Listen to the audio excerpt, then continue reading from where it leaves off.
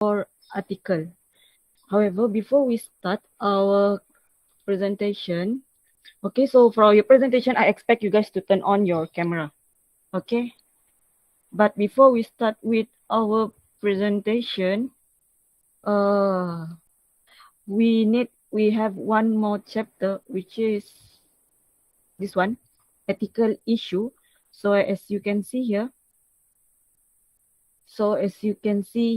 we have this chapter left, ethical consideration in research.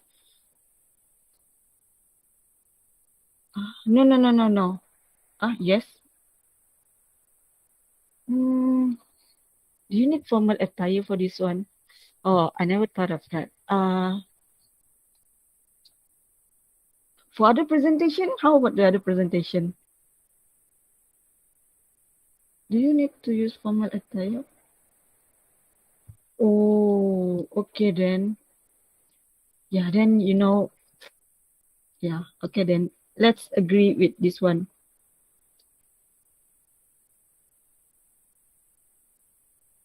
Yeah.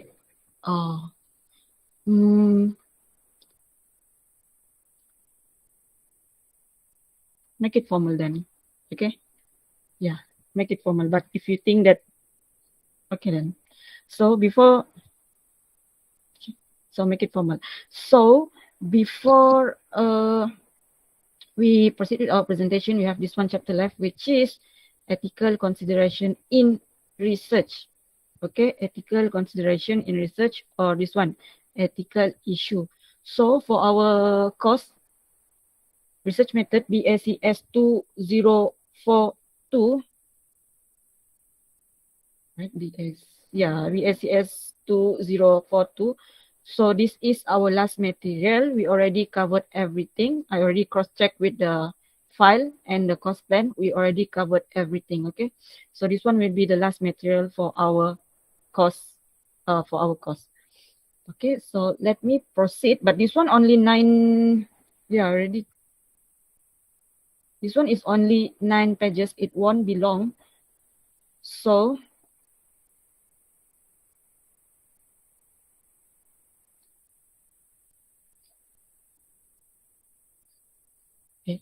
okay. So ethical research, ethical consideration in research. So what is ethical consideration, or what is ethical? What is ethical? So ethical, I think you guys know what is ethical. Ethical is like a rules that we need to follow. Okay, so ethical is like a rules that we need to follow. So here for this research, of course, we have ethical that we need to practice. We have like a rules that we need to follow. Okay, so for research method or research, we have ethical that we need to consider when we want to conduct our research. Okay, so the first one here, as you can see in our table of content or our course outline today, okay, the first one is plagiarism. So you guys are degree student, I think you know what is plagiarism. So plagiarism is actually an act where we copy others' work without giving credit to them. Okay, that one is plagiarism. This one is the most common ethic problem in research, and this is a very serious problem. Okay, plagiarism. And then quoting, paraphrasing, and summarizing. Okay, quoting is when we, later I will explain what is quoting. Quoting, paraphrasing, and summarizing. And then ethical issue in human subject research. Okay, so this is the table of content. So this is the content of our lecture for today. Okay, so here plagiarism, for our TARU, we have our own plagiarism statement. Okay, so as you can see here, like I already explained just now, plagiarism is an act where we copy others' work.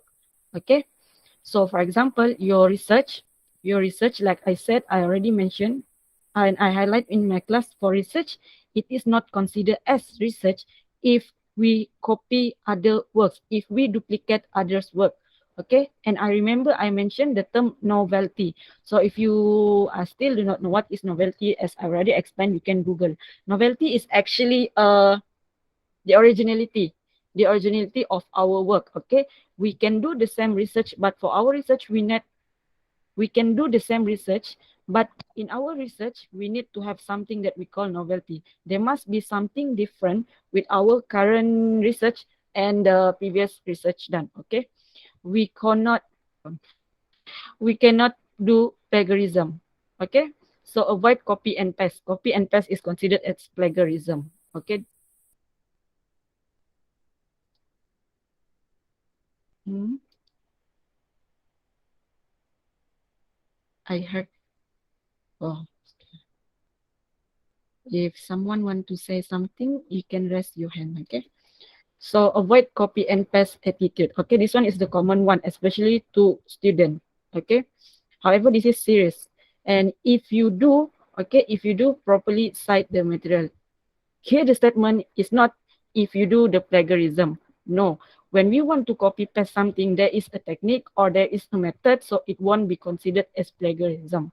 Okay, that one is in the next part, I think, quoting something. Yeah.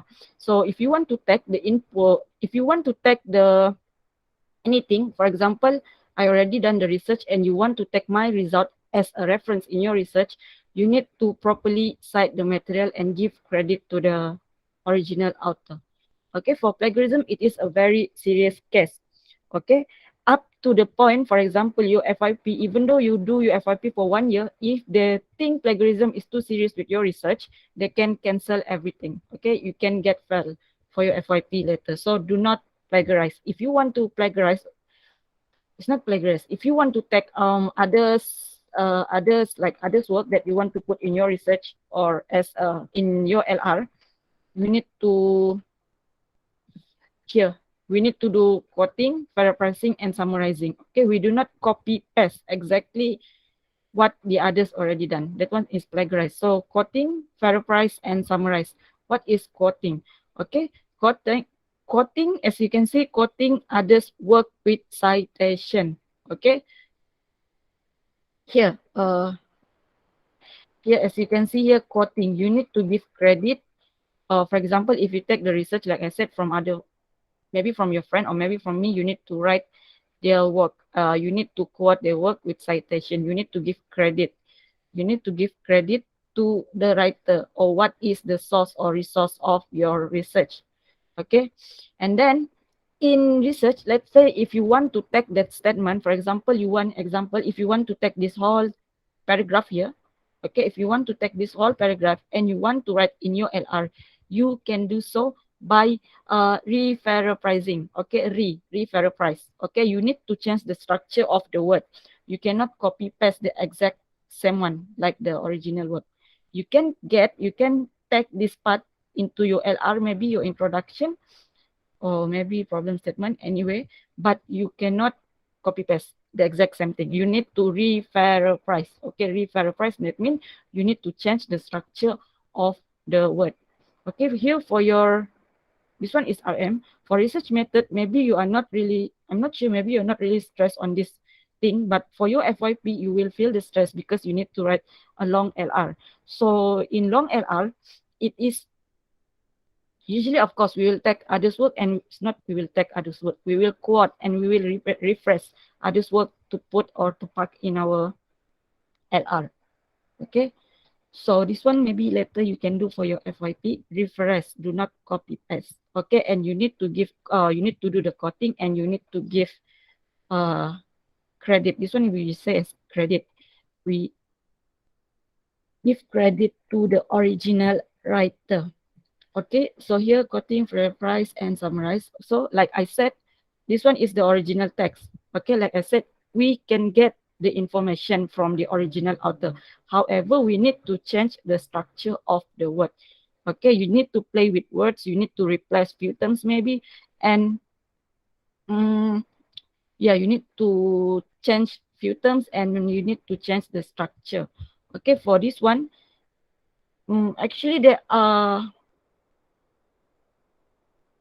technique actually to change the word or to change the term. If, for example, if you write in Word, you can right click on the word.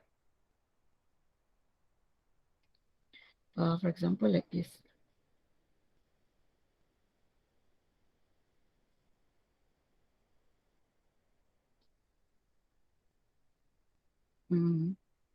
What are the terms?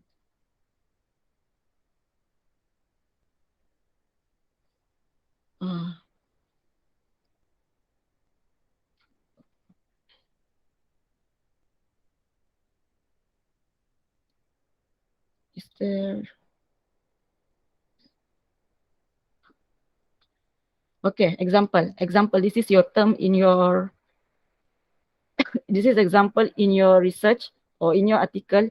You need to change the term by, you can right click on your word and then you need to click on synonym.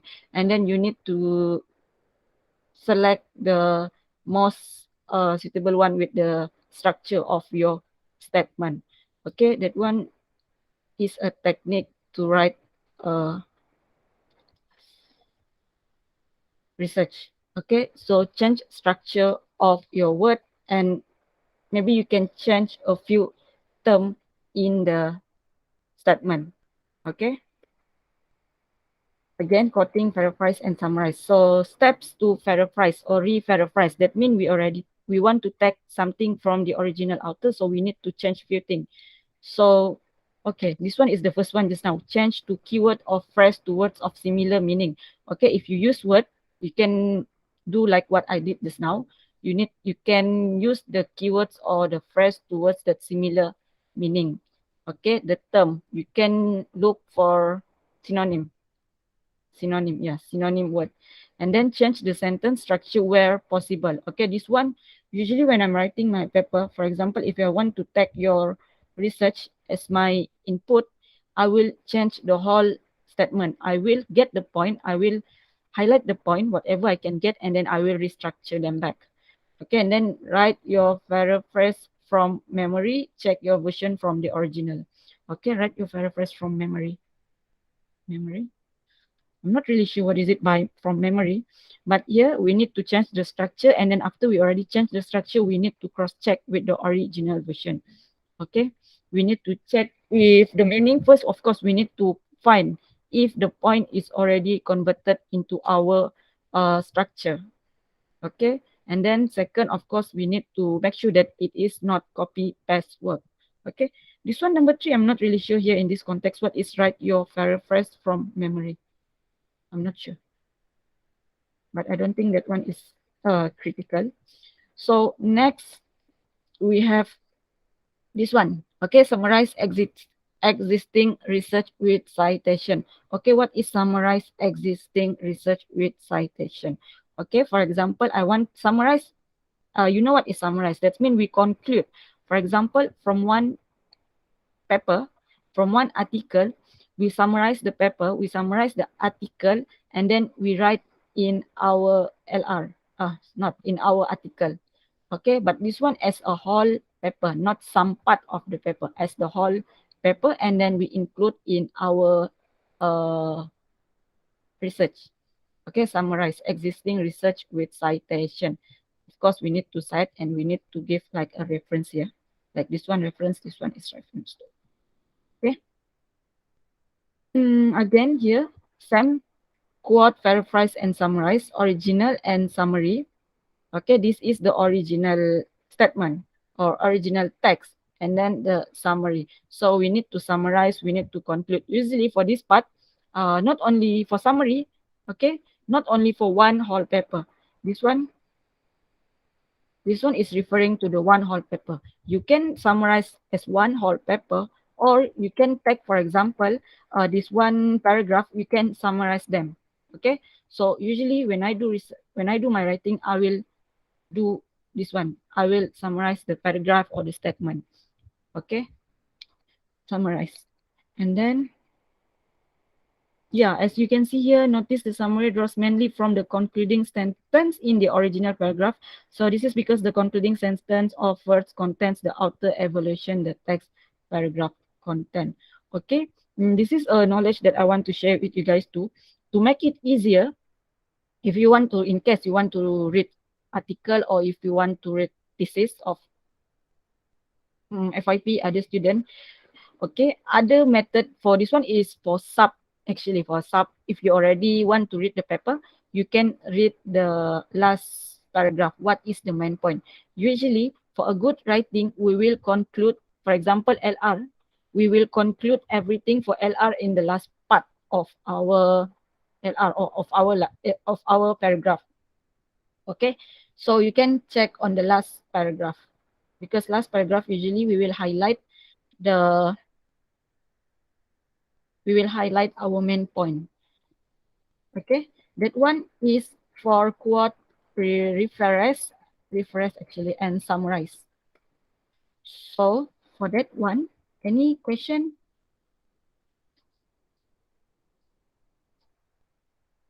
Can I proceed? Then next is next is ethical issue in human subject and research. So this one is the last page actually. So human subject research that involve human participation in data collection. So example, biomedical research. Okay, so this one we include human as, I think only one, I think in your assignment only one group, they don't involve the direct human interaction with the research, but most of you use questionnaire. If I'm not mistaken, most of you use questionnaire. So you have the interaction or involve the human as the participation in data collection. Okay, using your questionnaire. So here example, biomedical research. So here, here usually for a research, okay, this is not an issue actually. This one should be a concern. Okay, a concern in our research. So who should be our participant? Are they volunteer to join our data collection? Do they get any benefit from our research, and what is the risk? Because for some series research, the data that they share is quite they have the confidentiality in their data. So what is the risk that they may get from sharing their data? Okay, not all research, some research. Okay, so like I said, this one is a concern only, not issue. Shouldn't be an issue. This one is volunteer benefit and risk should be tagged as a concern when we want to conduct our research. Okay, and then here we have ethical principle. Autonomy. So what is autonomy? So autonomy in a research is a step where we want to declare the, when we want to declare, or the step of a condition that we want to declare this work is a self-governed. That means this work is ours. And then second is free and informed consent. This one is quite free consent here. Okay, free and informed consent here. Informed consent is referring to the permission. Okay, permission when we want to use something. Okay. For example, I take example of the assignment. I remember there's one group who wants to use the logo. Okay, who wants to use the logo of something. Okay, I ask them to take down the logo in their questionnaire. Okay, I have a reason for that, because for this course, actually for research method, we receive like, this one is we receive an email to monitor the student to follow the ethic in research. So the ethic in research here, ethic in research include this informed consent. That means whatever you want to use, for example, even the logo, we need to inform them. We need to inform the owner of the logo. If you want to use their data in your research, you need to inform them that you want to use their data. That one is informed consent. In research, we cannot use, for example, we cannot use education or purely for research as an excuse. Okay, we cannot say that, because not everyone will agree to give their consent or to give their permission. Even though you said it's only for student or it's only for education, not everyone will agree. Okay. Next is veracity. Veracity is the accuracy, actually. Accuracy of your research. How accurate is your research? But this one is very general. This one is very general, actually. Okay, this one is very general. How accurate the data, or how accurate is your research? Okay. Respect for vulnerable person. Respect for vulnerable person. This one is referring to the volunteer. If you have if it is actually referring to the volunteer. Okay, so we need to, like I said, we need to ask for their permission. We need to take their consent if they have any sensitive data or anything. respect for vulnerable person. And then privacy and confidentiality. Privacy here again referring to the data. Not all the data. For example, for my research, not all the data. For example, I don't share the name, sensitive data of my participant in my research, in my report. Okay, I will protect their privacy and confidentiality.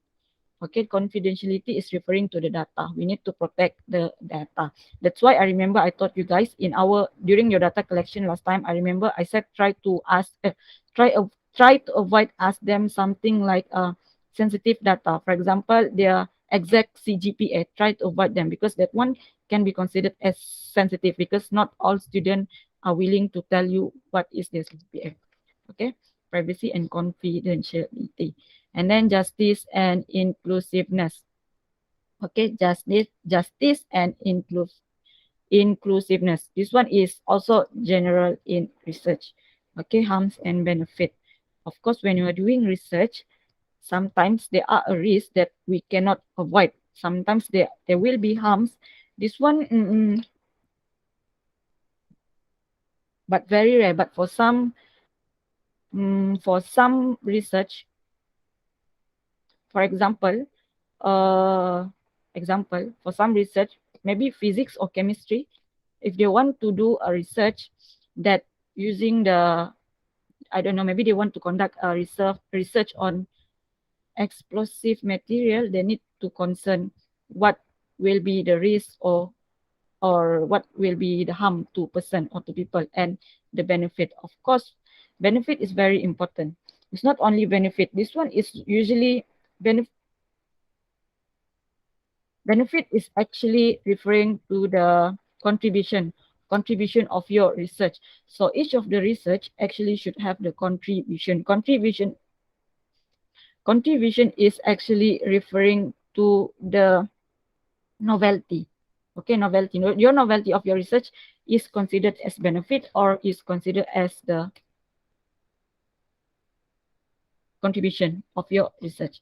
Okay, so that's all for the last topic here, ethical consideration and research, as well as our last material for this course. Okay, research method. So is there any question from my slide just now?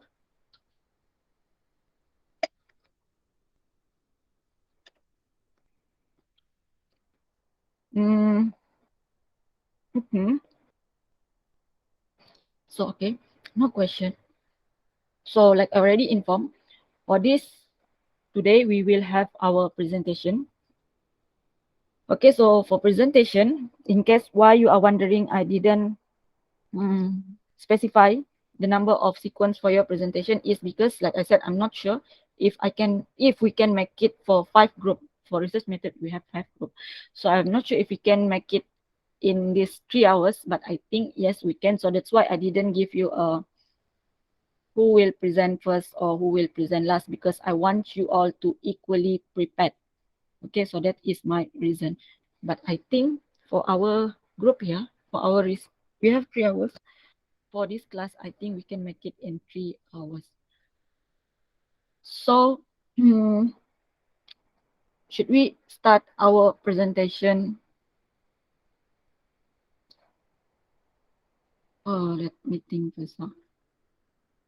So, before I decide, who want to present first? Oh, by the way, your presentation, I already informed, right? Present PowerPoint, not your article. The content of your PowerPoint is from your article. I already explained last week how to get the PowerPoint material. So, who want to present first? Any volunteer?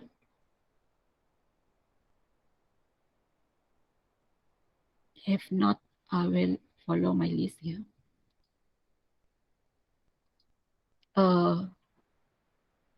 I thought random.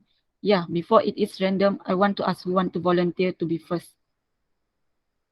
In case anyone want to volunteer to be the first group. Kelvin Sharp, do you want to be the first group?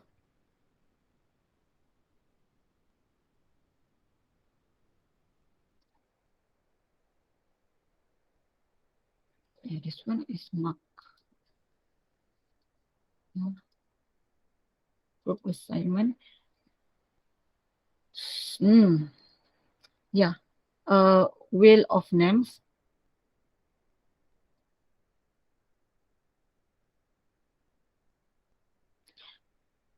Shock.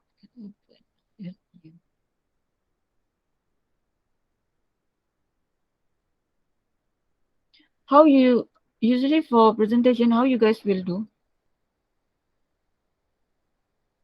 Uh, uh, uh, uh. If not, I will. If not, I have a list here.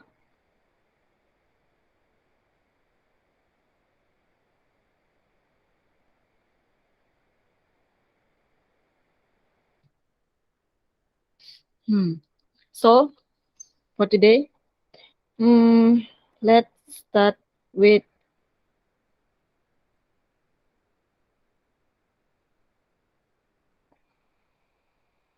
Daniel, Shaq, and Alvin.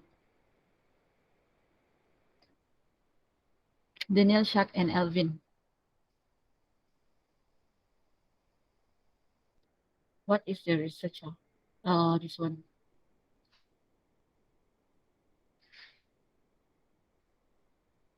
Malaysian perception and trust towards their government and in terms of financial and safety in COVID-19 pandemic. Yes, Shaq, Alvin, and Daniel.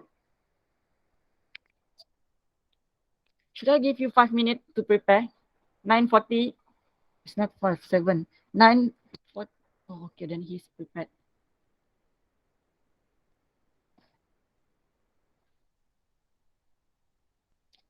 Uh, you want to present now or you want to start or you want to prepare? So we will start at 9:40.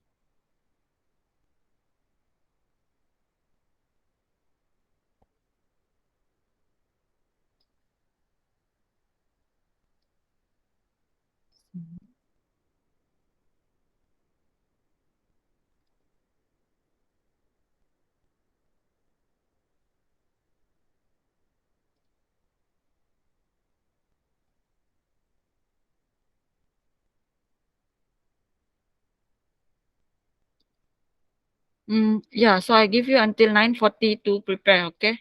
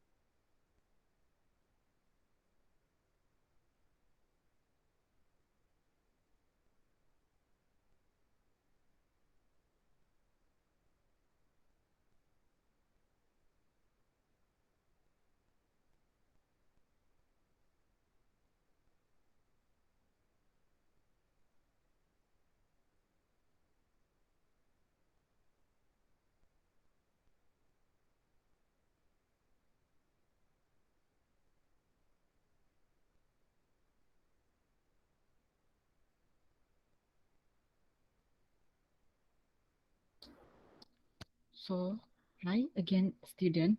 So, Alvin, Daniel, Sharp, you want to present now? I think can, but Elvin didn't, and today he didn't attend the classroom today. Alvin, Yeah, I realized Elvin didn't attend today class. I think he haven't, he's still sleeping. Let me check.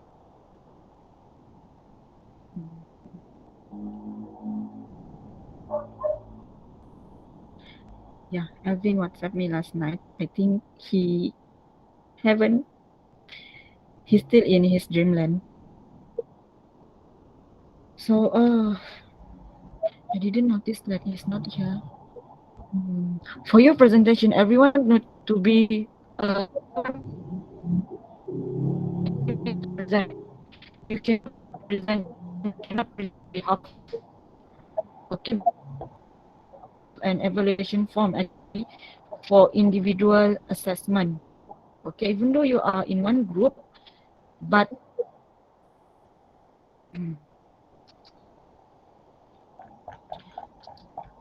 he's not here, right? Uh, okay, Daniel, I think you need to hold first for your group. Okay, for Okay. yeah, I cannot. My bad, I didn't check him just now. For next group, who want to be volunteer, but I will give 10 minutes to prepare. For next group, who want to be volunteer?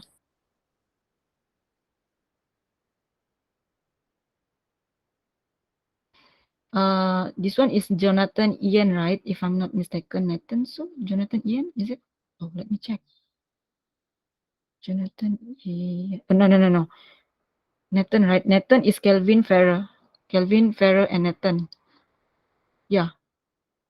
Sorry. So I give you 10 minutes, or if you already prepared, you want 10 minutes or you want to present now? We go now. Can we present now? So Oh, okay.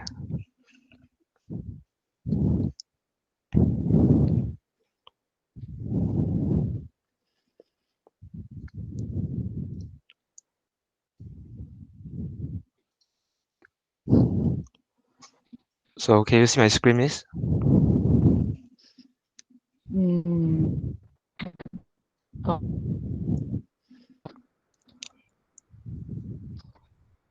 So good morning to miss. My name is Nathan, and my group consists of Kelvin Shark, Farrah Vincent, and Nathan. This is me. So for our topic is the effect of social media on task student academic performance. So for the abstract, uh, there are more people using social media than ever before, especially students during the COVID-19 pandemic. So for example, Discord, TikTok, Snapchat, and many more, each serving different purposes for their user. Social media can also cause effect on people depending on how we use them. So in this study, we are interested in researching and discovering the effect of social media on student academic performances. So to study this, we are looking into the types of social media, how long students spend on social media on a daily basis, and the previous GPA of students to conclude whether social media affects student academic performances positively or negatively. So from our findings, we found that there is no correlation between the time spent on social media and the student academic performances. There's also no correlation between the time spent on social media and the student sleep time. There's no correlation between the time spent on social media and the student addiction, and there is no correlation between the gender and the time spent on social media. So next, the keyword is social media, effect of social media, student academic performances, and COVID-19. So what is social media? Social media are website and software application that enable user to create and share content or to participate in social networking.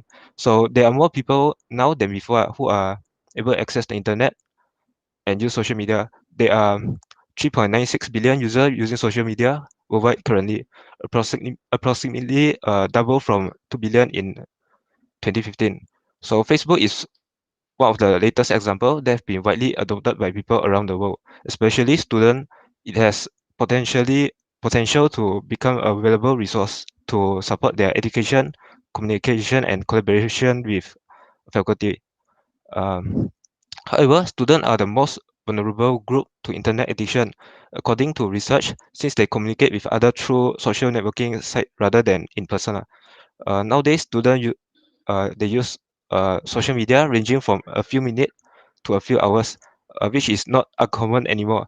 In 2020, the average time spent for user is 2 hours and 24 minutes per day on social media. When compared to 2012, the average time spent for user is only 1 hour. This means that people are using more of their time now in the social media world. And so the difference of our research from other similar research this research is done during COVID-19. The past research study are based on students who are mostly offline, but our one is mostly online. It's all online, because they did not have to deal with the COVID pandemic. So we might gain new insight and different result from students from our own Tasi University than they are forced to study online during the COVID pandemic. So for the problem statement, there is a rapid decline in the quality of education, and social media uh, is one of the cause. Students use valuable time chatting with friends via social media for several hours. Research also found that media consumption is linked to poor academic achievement, low esteem, and lack of interest in college-related careers. Social media can also cause students to lose motivation in their studies. This is why we see students spending more time on social media than their studies. With the COVID-19 pandemic still going all around the world, almost all the college university students to study from home. Study will eventually find a way to student will eventually find a way to communicate with each other, which mostly commonly through social media. And past studies on these two topics or more years ago was based on students studying offline because they did not have to deal with the COVID-19 pandemic. So for the research objective is to check the correlation between the usage of social media and academic performances, to check the correlation between the time spent on social media and the student sleep time, to check the correlation between the time spent on social media and the student addiction, to check the correlation between the gender and the time spent on social media daily. So for the research question, it is the so what is the correlation between the usage of social media and academic performances? What is the correlation between the time spent on social media and the student sleep time? What is the correlation between the time spent on social media and student addiction? And what is the correlation between the gender and the time spent on social media daily? So for the research hypothesis, for first hypothesis, is there's a correlation between the time spent on social media and the student academic performances. And the now hypothesis, it is there's no correlation between the time spent between the social media and student academic performances. For the second hypothesis, it is there's a correlation between time spent on social media and the student sleep time. For the now, it is there's no correlation. So for the third, there's a correlation between the time spent on social media and the student addiction. For the now, it is no correlation between the time spent on social media and the student addiction. So for the fourth hypothesis, it is there's a correlation between the gender and the time spent on social media daily. And the now is there's no correlation between the gender and the time spent on social media daily. So for the assumption, we assume that all the TASI students are studying online because of the current COVID-19 pandemic. So for 2.0 literature review, firstly, for 2.1, for our first literature review is social media in education. So, Nathan, sorry to interrupt. So are you going to present the whole PowerPoint? I mean, oh no, only part 1 and 2, till also, literature yeah. review. I have one more question. I'm not sure if it's just me, but I cannot see you turn on your camera. Or I am using two devices. Can you see? Oh, wait, I need to find you. Can see. he opened a camera different Oh, okay, place. okay, already. Oh, okay. Okay, proceed. So okay, continue. Yeah, sorry, Ken. Okay, okay.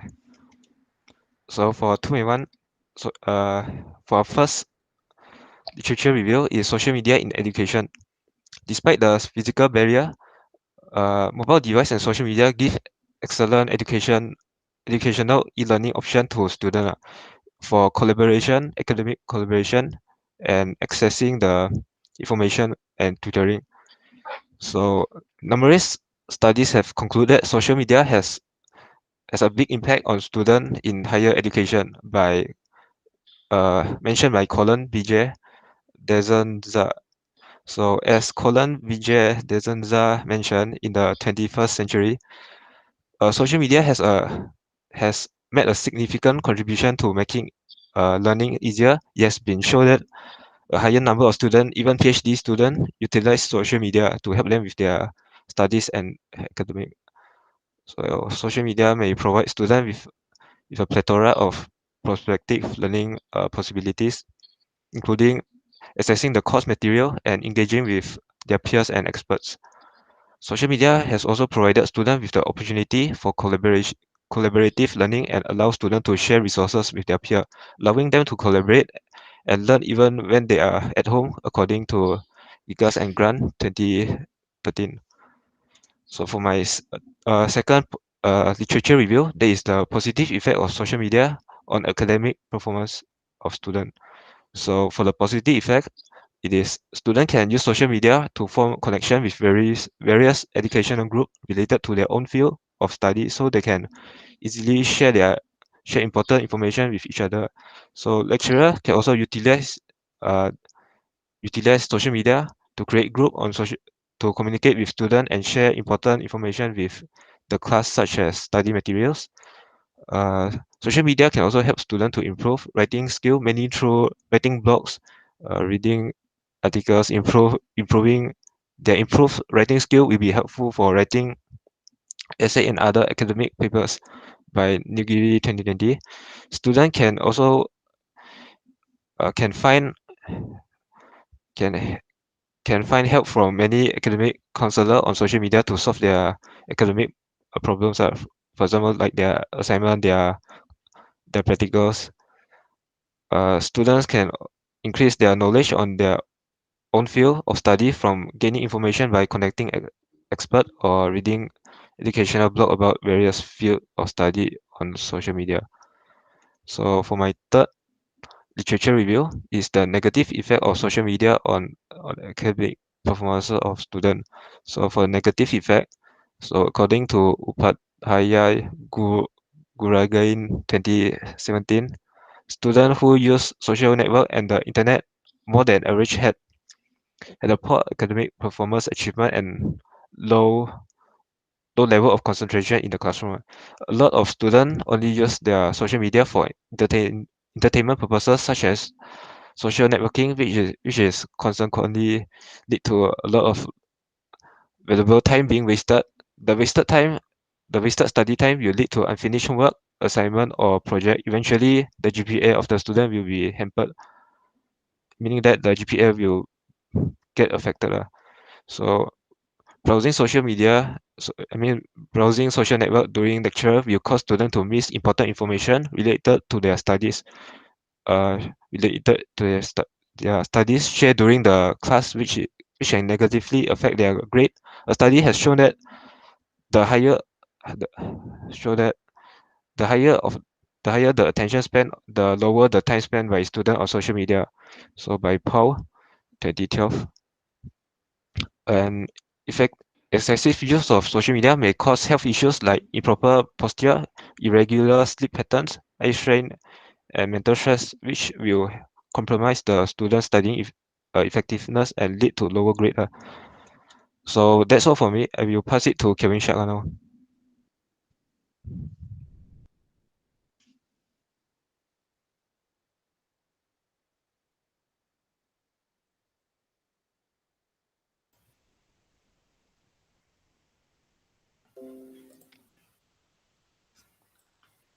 Yeah, I'll present the research methodology and discussion. So for the research methodology, our questionnaire, we use questionnaire to collect data. We use questionnaire to collect the data for our article, for our assignment. The participant will provide consent before responding anonymously to the questionnaire, and the collected data will be kept confidential. The question very simple and straightforward, so you can get accurate information. We have of the 21 question, we have 4 ordinal scale question, like a rate, mostly range, with range questions with a range answers. 9 nominal that are very descriptive, like what's the gender, and then there's 7 5-point Likert scale questions from strong disagree to strongly agree. And then there's one last one is open-ended question, asking should TASI encourage or discourage social media use by students. Next. For our validity and reliability consideration, we also, according to the Barrett, the poor questionnaire design has an impact on the respondent response. The questions are made to be easy to understand and simple, so respondent can reply reliably. And then some question got instructions to assist. However, the low number of respondents in our question, if for our questionnaire, might compromise the validity of our data, since it should represent all TASI students. For our methodology, we use SPSS version 22 to analyze the data. We use a chi-square test to check all 4 of our hypotheses because most of the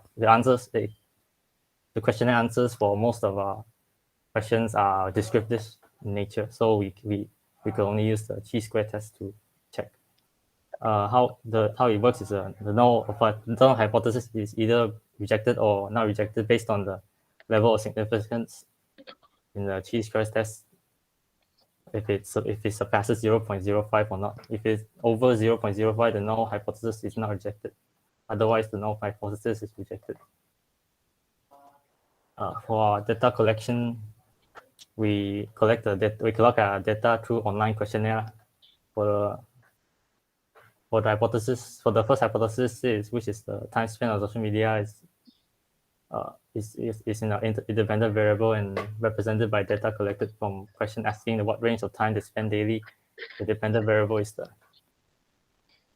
academic, which is academic performance, which is represented by data collected from asking the GPA of the respondent. Hypothesis 2, dependent is the student sleep time, independent is the time spent on social media.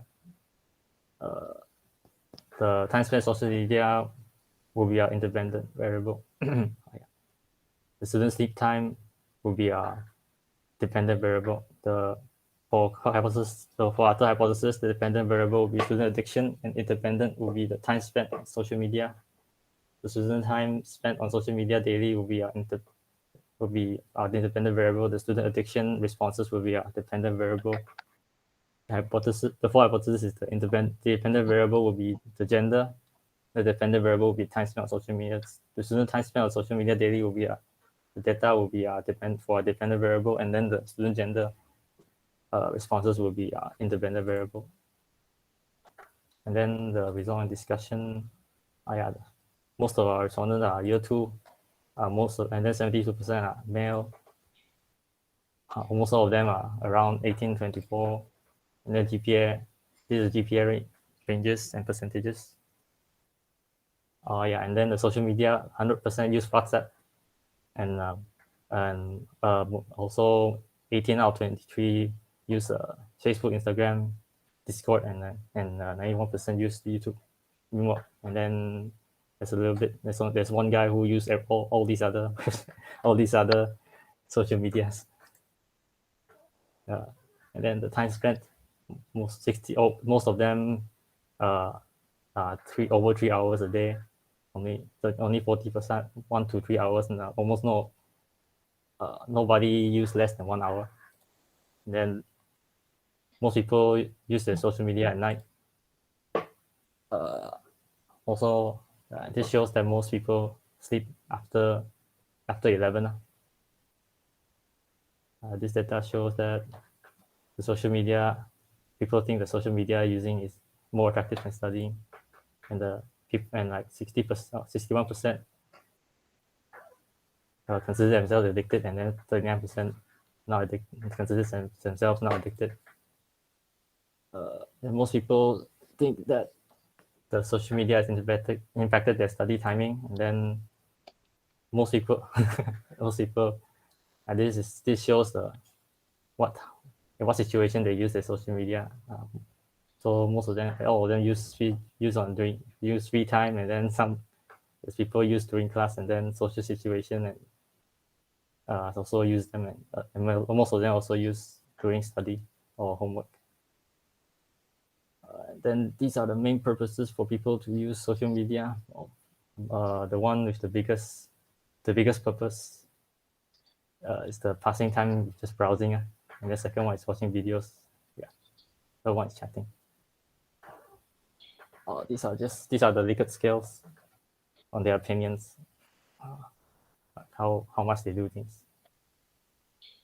I will in the spirit of saving time, I will not explain too much of this.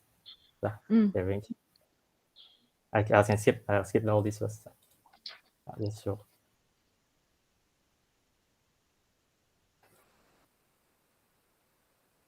Yeah, for 4.2, our analysis of data and testing of hypothesis. Our first hypothesis is there's the correlation between the time spent on social media and the student academic performance. Since the significance value, which is this value is 0.469, which means that there's a high probability that the null hypothesis should be correct. So we do not reject our null hypothesis, which is there is no correlation between time spent on social media and student academic performance, because we follow the rule that since it is larger than 0.05, we do not reject the null hypothesis with the cheese. The second one, the second hypothesis, there's a correlation between the time spent on social media and the student sleep time. However, the data since the significance value is bigger than 0.05, we do not reject it. For the third hypothesis, the correlation between time spent on social media and student addiction. Since the significance value is more than 0.05, this means that null hypothesis is not directed. This means that the time spent on social media daily is there's no correlation with student performance, student addiction. The fourth hypothesis is there's correlation between gender and time spent on social media. Since the significance value is more than 0.05, null hypothesis is not rejected again. So we conclude that there is no correlation between gender and time spent on social media. For the discussion, the first hypothesis, there's no correlation. We found out there's no correlation. However, many studies show that there is a correlation between time spent on social media daily and academic performance. The reason why we accept a null hypothesis is actually because it's only a small percentage of respondents who use social media is affected, or the GPA of the respondents not just affected by their social media use. Our data might also not be accurate due to insufficient number of responses to represent all of the TASI students, which is more than just 23. For our second hypothesis, which states that which states that correlation between time spent on social media and student sleep time. We found that our results show that there's no correlation with that also. However, according to a report more than 70% of students say that they get less than 8 hours of sleep a day. However, we show, however, our results show that there's no correlation between social media use and sleep time, because maybe the respondents, our respondents might be able to flexibly choose when and how much they use their social media every day, so they might not be affected. The sleep time might not be affected by the social media use like that. For auto hypothesis, which states the correlation between time spent in social media and student addiction. The results show that the time spent daily on social media has no significant correlation to their social media addiction. However, I believe that as long as there's more respondents, the probability that we reject the null hypothesis will drop below.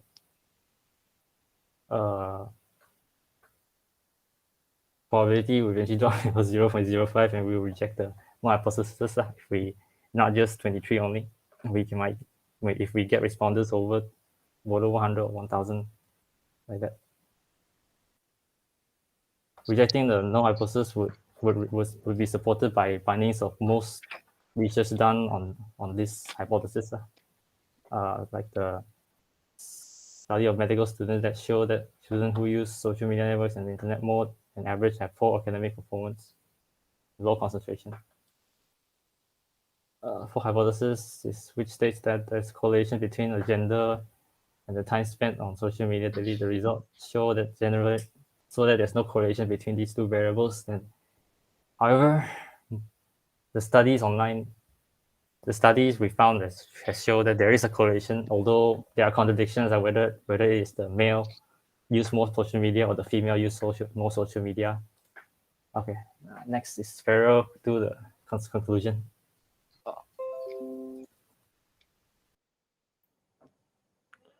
Okay, I present my screen.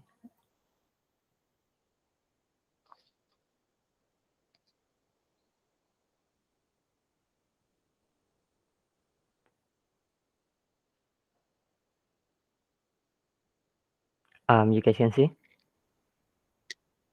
Yes. Okay. So for the conclusion, together we get it from the respondents were 23 students.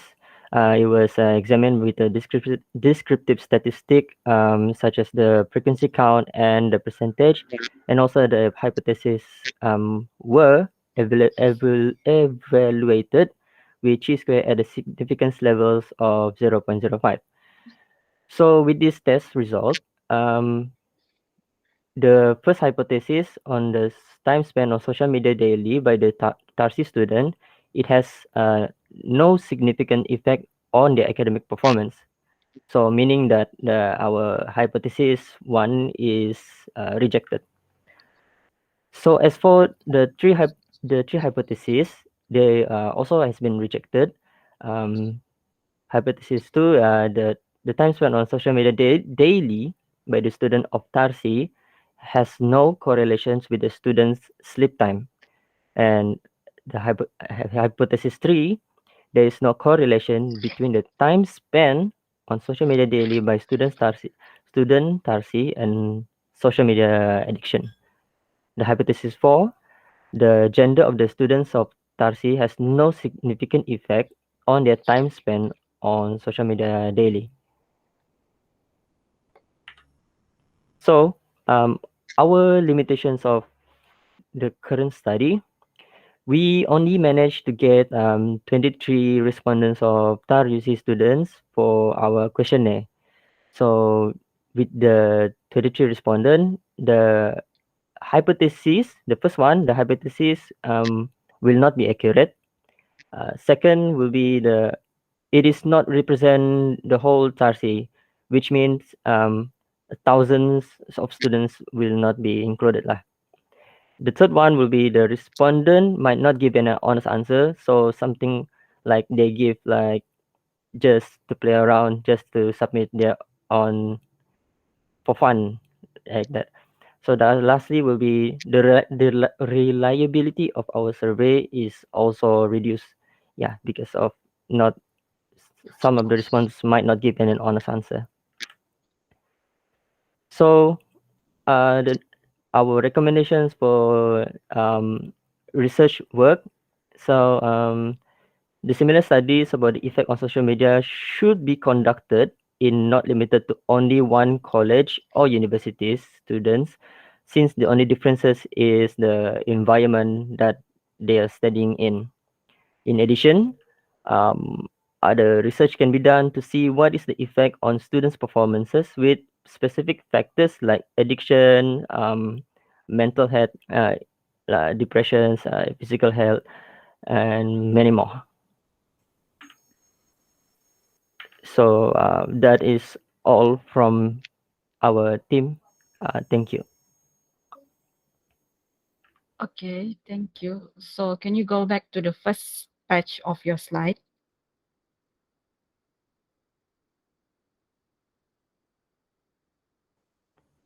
Okay. Wait.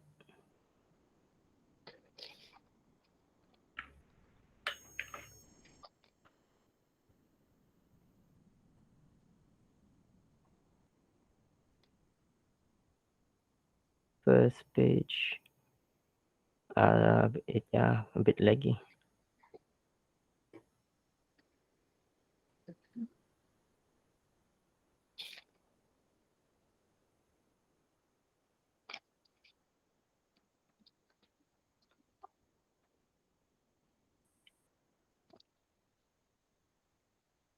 Yeah, thank you.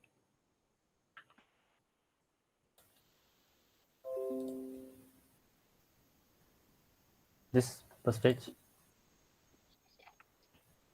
So this one just now by Nathan, right? Su Nathan, right? Yeah. So, oh yeah, before I ask a question, is there any question from other student? No.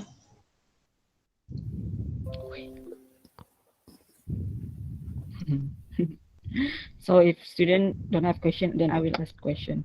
So I want to ask Nathan, why here you are checking, I mean, you are doing research to see what is the relationship between the social media and the student performance. So I want to ask why you use social media as a platform, as a variable. Social media as a variable. Yeah, why use social media as a variable in your research? Can other members also answer?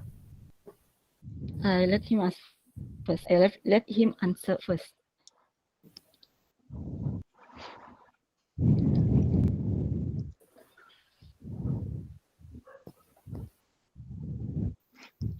Okay. Nathan, do you need help from your teammate? Yeah. Oh, okay. Then Kelvin, what do you think? Oh, because in the past research that they're not in a situation like COVID-19 pandemic. So now we're studying is COVID-19 pandemic. There's more people will be using the social media to do the academic stuff. So maybe the studies would we will get new data that's in a different environment like this. So you're saying that people or students nowadays they're using social media because due to the pandemic, is it? Yeah, we have to use social media for academic stuff now. So maybe people will be more affected on these things. Yeah. So Says who? it's just my own hypothesis. So I want to see a phenomena if it really happened or not. Okay, that one is from your hypothesis. So you're saying that student using social media because due to the pandemic. However, there is the answer already. Actually, I just want to ask Nathan because this question I asked because he already mentioned the answer during his presentation. Why they use social media as a variable? Because just now, he mentioned can you go to the next slide? I think it's problem statement. Is it this one? They will find a way to communicate with each other. Wait, where is this now? Student role. This is the last one or the past research on this topic 2 more years ago, those things.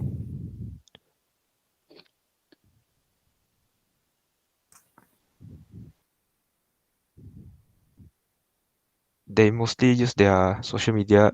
I mean, they use previously no one used social media because of COVID-19. More people are using social media to communicate with each other. The statement you said just now, is it from previous research? No, from our own hypothesis, Yeah, our actually, you own mentioned experience. in your presentation just now, you mentioned based. Okay, yeah, on experience. But however, this one is no, I won't deduct your mark. I mean, I won't deduct your mark because this one is in your FYP. The question will be asked something like this: if the examiner or the lecturer asks you based on what you say, so you need to justify your answer based on research. Okay, just now I said why you use the social media as a variable because in your presentation just now I remember you said because based on research, student now use more social media if I'm not mistaken. So if I were you, I will answer. Yeah, I don't remember which batch, but I remember his statement just now. So if you guys later in your FYP, if they ask you what Miss like by Nathan, but I'm not sure in which batch. I didn't mark here, but he already mentioned the student use more social. so we need to keep in mind the source, so we can say out where we get a source of why more student use where data show. Yeah. Oh. Yes. Okay. So what this one I won't be harsh on student. I just do this so that you know for your FYP later. So that one is the first question. So in the next question, I have second question to Nathan too. In your problem statement, because this one I just want to confirm with you guys. For your group, whatever your material is the one that you get from your submission last week, right? Yeah. Is it? Yeah. So yeah, because I'm looking at your article now. So in your problem statement, you mentioned that internet brings many problem as the positive does, and then in Nigeria, you mentioned here in Nigeria there is a rapid decline in the quality of education and social media. Okay, you mentioned in Nigeria, but what is the reference to this statement here? And in your slide just now, you didn't mention it is in Nigeria. If you can go to your problem statement. Yeah, here in your 1.1 problem statement, there is a rapid decline in the quality of education or social media. And social media is one of the causes. Here in this statement, is this referring to the global issue or is it referring to the Nigeria as mentioned in your article? I think it's the global, not Nigeria. So your problem statement here in your slide, here, as I can see, you didn't mention Nigeria, but in your article, you mentioned Nigeria here in your problem statement in line number 2, 1.1, line number 2. Okay, so I want to highlight it. Okay, so if, okay, let's say like you said just now, Nathan, so this problem is a global issue or not global issue, it's a global cause. So where did you get the data?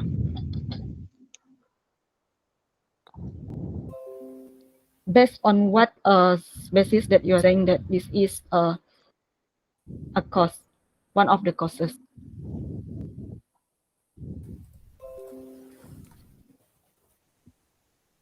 Can you give me a moment to find it? No, it's okay. I just okay. You want to find on where? Internet? I mean, from my paper, Wait. my Kelvin Shark or research. Farah Vincent, do you want to help him?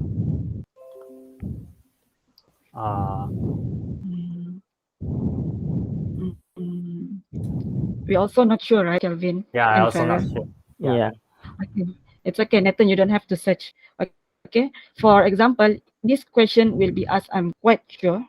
I've been through a lot of this presentation. In your FYP, they will ask you, again, like just now I said, where did you get this statement? Even though whatever we said, I can agree with this statement, but I don't have the source.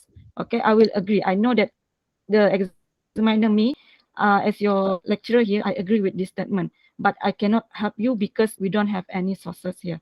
Okay, so again, for your FYP, you need to remember everything that you said you need to base on resources or sources. Okay. Okay. Okay. Okay, that one is for Nathan. So thank you, Nathan. Now my next question will go to Kelvin. Kelvin Shark. Yeah, Kelvin Shark. Just now I want to ask why the hypothesis, as mentioned, it is not correlated, right? But I think you already explained in the next slide. Yeah. So I cancel my question, this one, because I already see you already explained. So just now, I think there were one part that you said that something like in your open-end question, if I'm not mistaken, in the open-end question now you mentioned regarding the TAR you see can stop the student using social media. Is it? Should encourage or not? Yeah. We didn't show the data in the presentation. Yeah, and also in the assignment because all their sentence only. So no, I mean like the TAR you see encourage the student to use the social media. Yeah. Is it? Is Yeah. it? Should they encourage? So I want to ask for your opinion here. Do you think if the result here that you get in your research, it's showing that there is a relationship between the social media use and the student performance? Okay, if that is the result from your research, if that is the result, I want to ask you, do you think TAR you see have the right to stop the social media use on the student? What They have is no your right opinion on this? they have no right to stop students from using social media, but they could encourage them or encourage more healthy habits of using social media, depending on the results of our study. Okay, yeah, I agree. I agree with you. I agree with you on your opinion because Tarisi have no right to stop the social media. However, if there is too obvious like effect on the student performance, maybe the Tarisi can provide something like help the student. They can help the student to learn on how to use the social media correctly. Yeah, like I'm not sure. like having talks to raise awareness, like with the Having talks with or soft skill workshop. points, and then also maybe more Yeah. activities. Just more awareness that mostly. Maybe. Yeah, that one is correct. I'm just asking your opinion. Okay, so that one is okay, Calvin. Thank you. So next is Farah Vincent. So in Farah Vincent, you start at conclusion, right? If I'm not mistaken just now. Yeah, conclusion. Yes, the conclusion.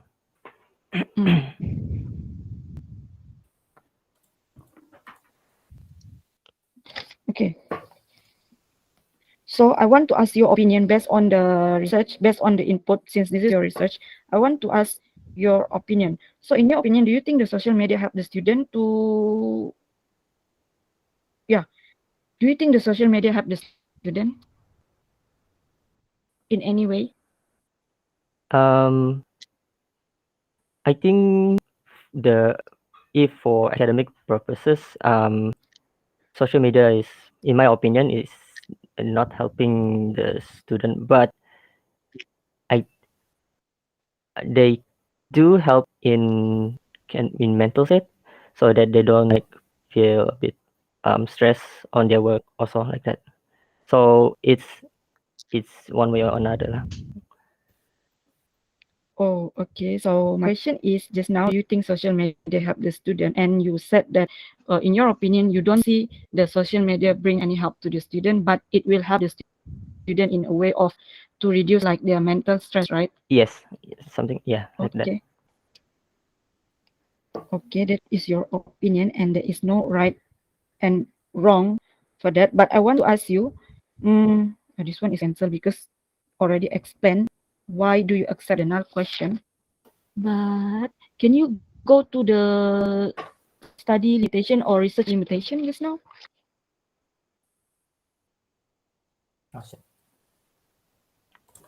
Cannot go back. Yeah. Yeah, limitation of current study. So limitation of current study. So okay, evaluating hypothesis will not be accurate, not represent reliability of the reuse. Okay. Why? Oh, sorry. Next page. Sorry. Next page in the future research. Okay, so here is a gap. So gap, like you know already, the gap is like what you cannot tackle or what it should be do for next research. So here, similar study about the effect on social media should be conducted in not limited to only one college or university student, since the only difference is the environment they are studying in. So I want to ask you guys for this one, for the first research gap here. So you're suggesting that next research can be done to, they To a can have different more than college. one. Yeah. So you're saying that they should focus on one college or they should gather the data from as many as possible, as many as university as possible. More than one college, university, like group them together. Since the only difference is the environment. So for example, if they want to focus on Sabah, they should include the student from UMS, Polytechnic, and TAR UC and other college as well. Yes. So do you think if they do that, do you think they will have any what do you think will be the result of the research if that is the student? Of course, the number of participants will be high. So what do you think will be the outcome of the research? It should be like following the results should be the same as all the other research about the social media, that the academic performance will decrease as they used to. Yes, there is more social media. Yeah. So for example, if you have hypothesis for that research, the research just now, do you think the result will support the research or will reject the research? Research hypothesis. I mean, they will support the hypothesis or they will reject the hypothesis. Support lah. Yeah, support.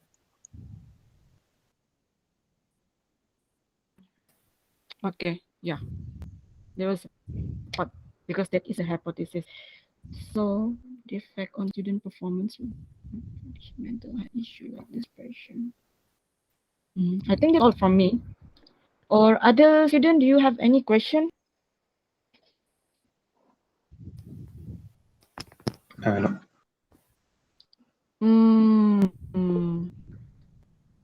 Alvin is not here.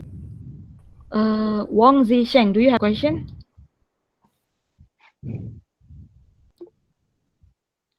Okay.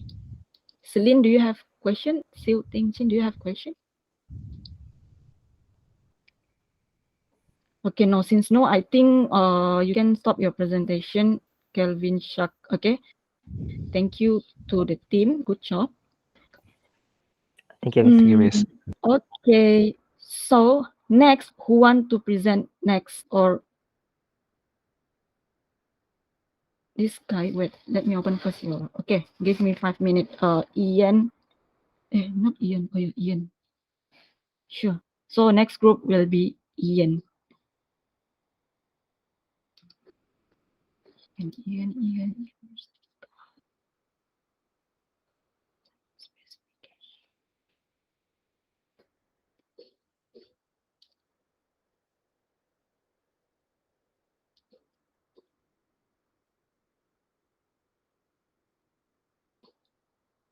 Commuter.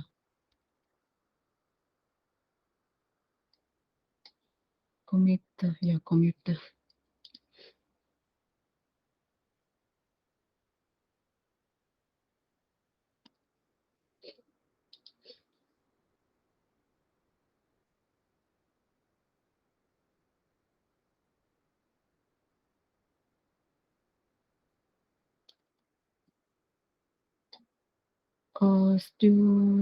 Your title is Factors Influencing Commuter Satisfaction. Jonathan Ian Wong. Yep. Jeremiah, right? Yep. Okay. Oh, by the way, before we proceed, I have a question to Calvin Shark. I forgot to ask you just now. Correct me if I'm wrong. Last time you sent me, right, Calvin Shark, for your RM, you mentioned research and development. Yeah, sorry, that word I saw too many times. I accidentally write it down. So be careful with the words you're using, because some research we can have development. So I was wondering for your title actually what you want to develop. Yeah. Sorry. No, it's okay. So next we have this group. Jonathan Ian. Evaluation. This one is group 5.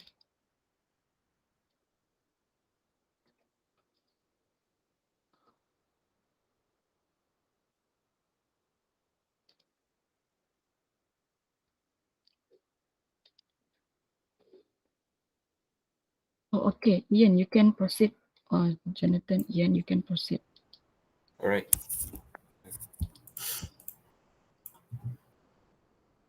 Okay.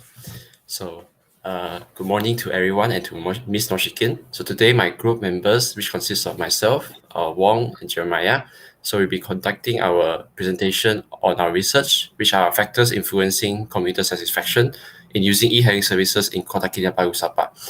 So before we begin with our presentation, we like to provide with our abstract of our research.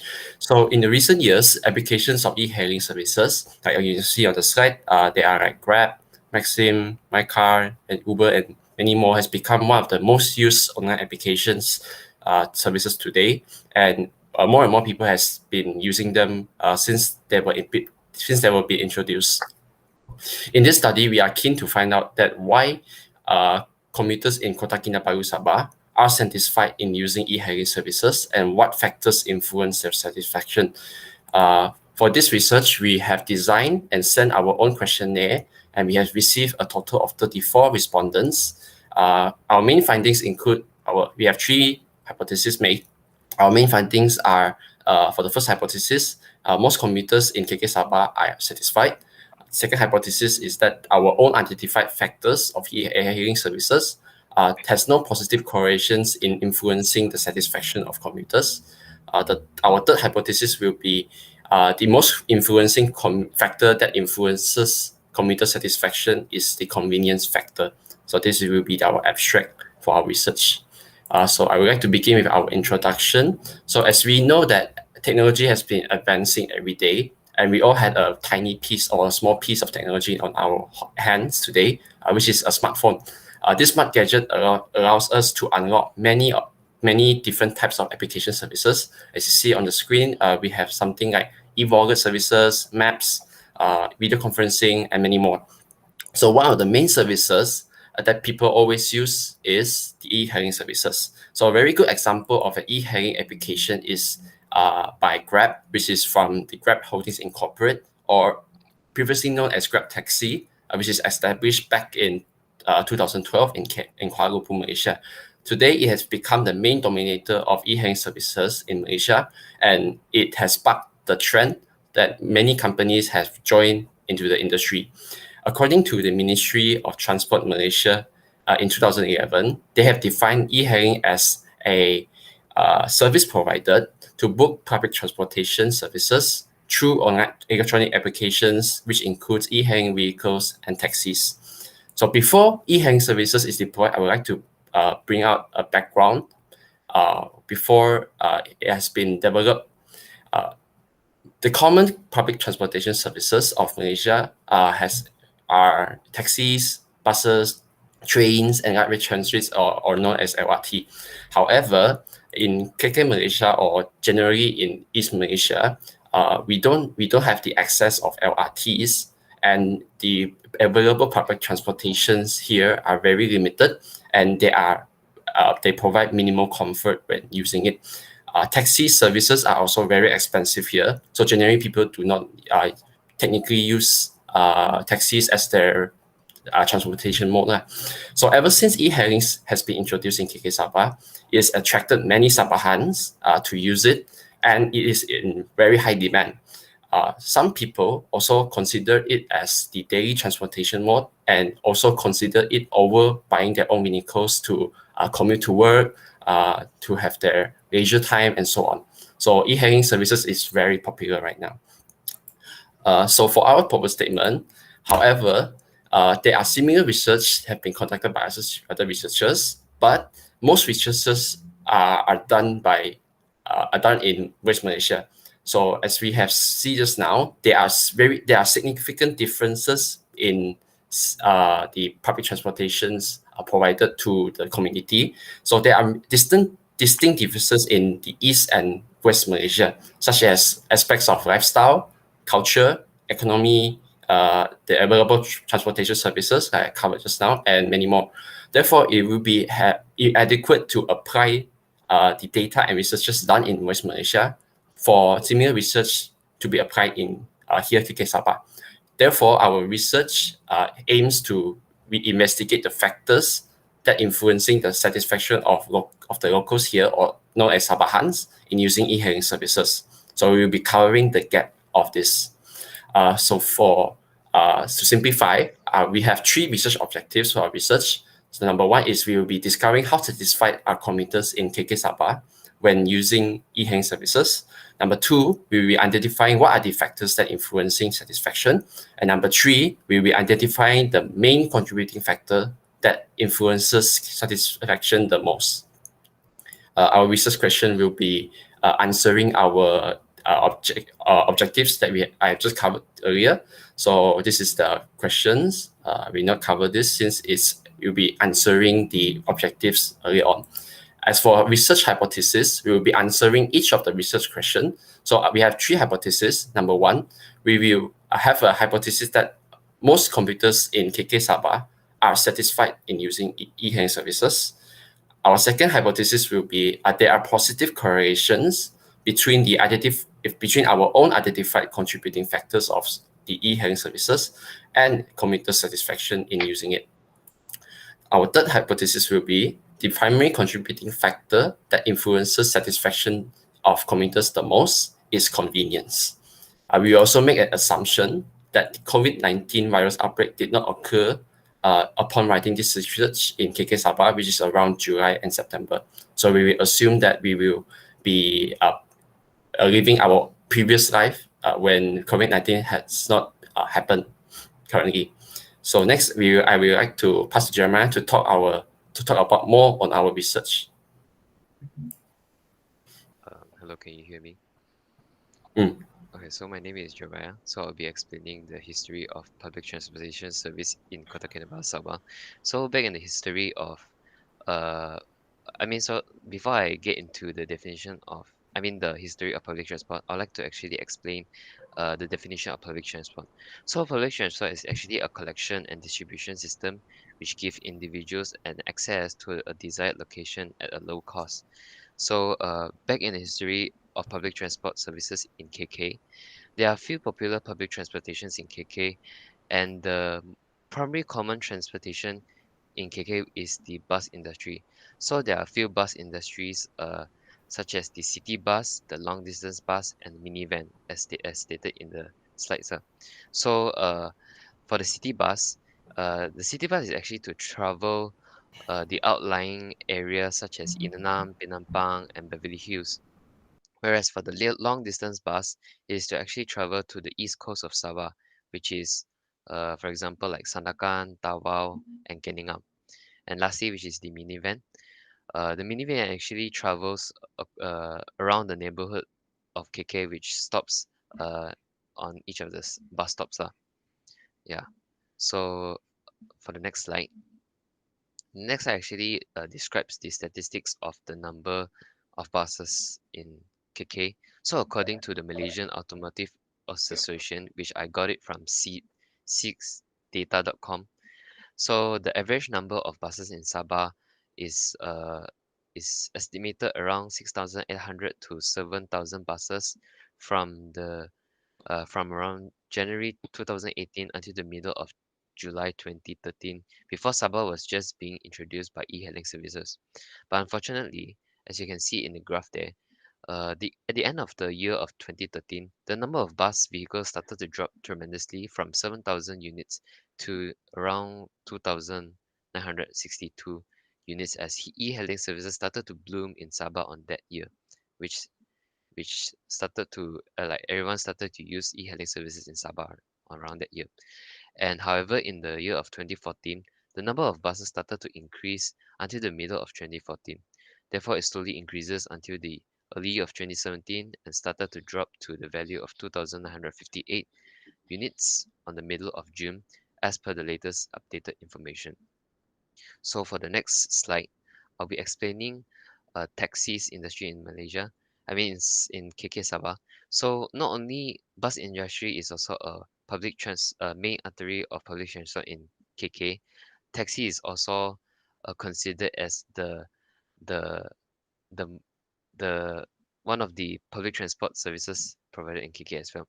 So before e-hailing was introduced in Sabah, so taxi industry was the only ride-hailing transportation in KK, which makes them uh the dominant ride-hailing platform in KK. So which basically explain that that taxi industry is the ride hailing, which means that is the only platform where users can rent a vehicle to uh, to travel different places. So they most likely can be found in tourism and shopping mall locations rather than gathering at the outskirts of KK, which like for example like in those shop lots area or like in those neighborhood housing area we will usually rarely see those taxis gathered around the area. So as according to Arumugam Ismail and Ho Harry, most taxis runs in meter. However, some drivers refuse to use them, which cause them to overcharge passengers. So therefore, we as local, we usually very prefer to request a taxi services as they are too expensive and has a lot of required a lot of steps because like you cannot just key in like your location service. You just like back in the day they just call taxi and you have to tell them the specific location is quite troublesome lah. So moving on, I'll be explaining the statistics of the number of taxis in KK Sabah. So as usual, according to the Malaysian Automotive Association, the average number of taxis in Sabah consists of 5,500 units from the year of 2008 until 2013, which is stated in the graph there. So however, at the end of 2013, it started to drop tremendously with the value around 4,000 units and slowly rose to the value of 4,500 and above until the year of 2016. So in addition, the highest number of taxis in Sabah was the unit of 5,000 above uh, is around December 2016, as you can see in the graph there at the top, the tip there, as e-hailing was just started to introduce in Sabah and slightly decreased to the value of 5,200 in the middle of 2017 as per the latest updated information. So next, as for the e-hailing services in KK, I'll be passing to Ian to explain. All right. So I'll be explaining the current situation of e-hailing services. So before I explain the current situation, let me define how does e-hailing services work. So Amugaram, Ismail, and Johari has written and researched back in 2020, and they have clearly defined how e-hailing services work, which are customers can request on-demand rides via a mobile application and enable them to be connected to the nearest available affiliated driver in a short time. So over the years, we have seen e-hailing companies such as Uber and Grab define what are e-hailing services in KK or in Malaysia in general. So for context, eGrab Holdings Incorporated has generated 135 million US dollars in Malaysia alone in 2020, written as per Salim and other researchers. It has been conducted research in 2020. So this shows that e-hailing services are very popular and significant to Malaysians as they always use e-hailing services to travel around instead of relying on their own vehicles. So according to the Malaysian Economic Monitoring Report written by World Bank back in June 2015, we can see that from the slides, the use rate of public transportation in KK is just as low as 4%, and the preferred travel mode by locals is car. This is because KK locals has always been preferred to use their own vehicles rather than they want to use public transportations. And also, this is around the time where the e-hailing services are being introduced in KK. Therefore, many people has been started to transition to use e-hailing services rather on relying public transportation modes to commute. Therefore, we can say that the services are well embraced and well liked by the locals. As currently in 2021, the most popular e-hailing services application in KK is Grab. So as per the latest updated information we can get, Grab entered the market in KK back in August 2016, according to research done by Lin and other researchers in 2019. And as of November 2017, according to an article from Edge Markets written by Suhi in 2017, Grab has completed 1 billion rides with 3.5 million trips daily, with over more than 68 million downloads in Southeast Asia. So we can see that Grab plays a very important role, that it provides a very important transportation mode to everyone, to the community in anywhere in Southeast Asia. So besides providing transportation services, it also provides job opportunities to local. From the same article written by Suhi in Edge Markets, as of November 2017, there are more than 2 million drivers in Southeast Asia also alone. So this shows that the statistics and numbers of Grab are very high because Grab plays a very important role, not only to providing transportation services to the public, and also providing job opportunities to the locals. As we can see in the slides, the data we have collected is only around 2016 and 2017, which is kind of outdated, but this is what we can get the data from, as Grab does not publicly announce the data. So we should expect, or we should not be surprised that e-hailing services is growing as more than this kind of data values at this current time, and it remains a prosperous and progressive industry today in KK and many other countries in Southeast Asia. So this is the e-hailing services situation in KK Sabah. So I would like to pass to Wong to explain more about commuters in KK Sabah. So commuters that are using public transportation in Kota Kinabalu are categorized into several types. According to the research conducted by Mohammed and other researchers in 2018, it has concluded that private sector users and students are the main commuters of public transport that are followed by business users. To study more in detail, the research conducted by Noor and other researchers in 2016 has found out that 59% of the population uses public transport for work purposes. 15.5% of the users uses public transportation for traveling to school. 10.9% for shopping trips. 8.7% for recreational activities, and others, which is 5.9%. Yeah, and for the other purposes. Next, computer satisfaction, as defined by Muhammad Noor, Muhammad Sabri, and Mat Isa in 2021, is how a user perceives a particular service or product as either dissatisfactory or dissatisfactory based on the expected standard or performance of that service or product. As documented by GYL in 2016, the reasons why commuter is satisfied with e-hailing services in Malaysia, there are 3 reasons. For the first reason, is because the prices of e-hailing services are way more reasonable.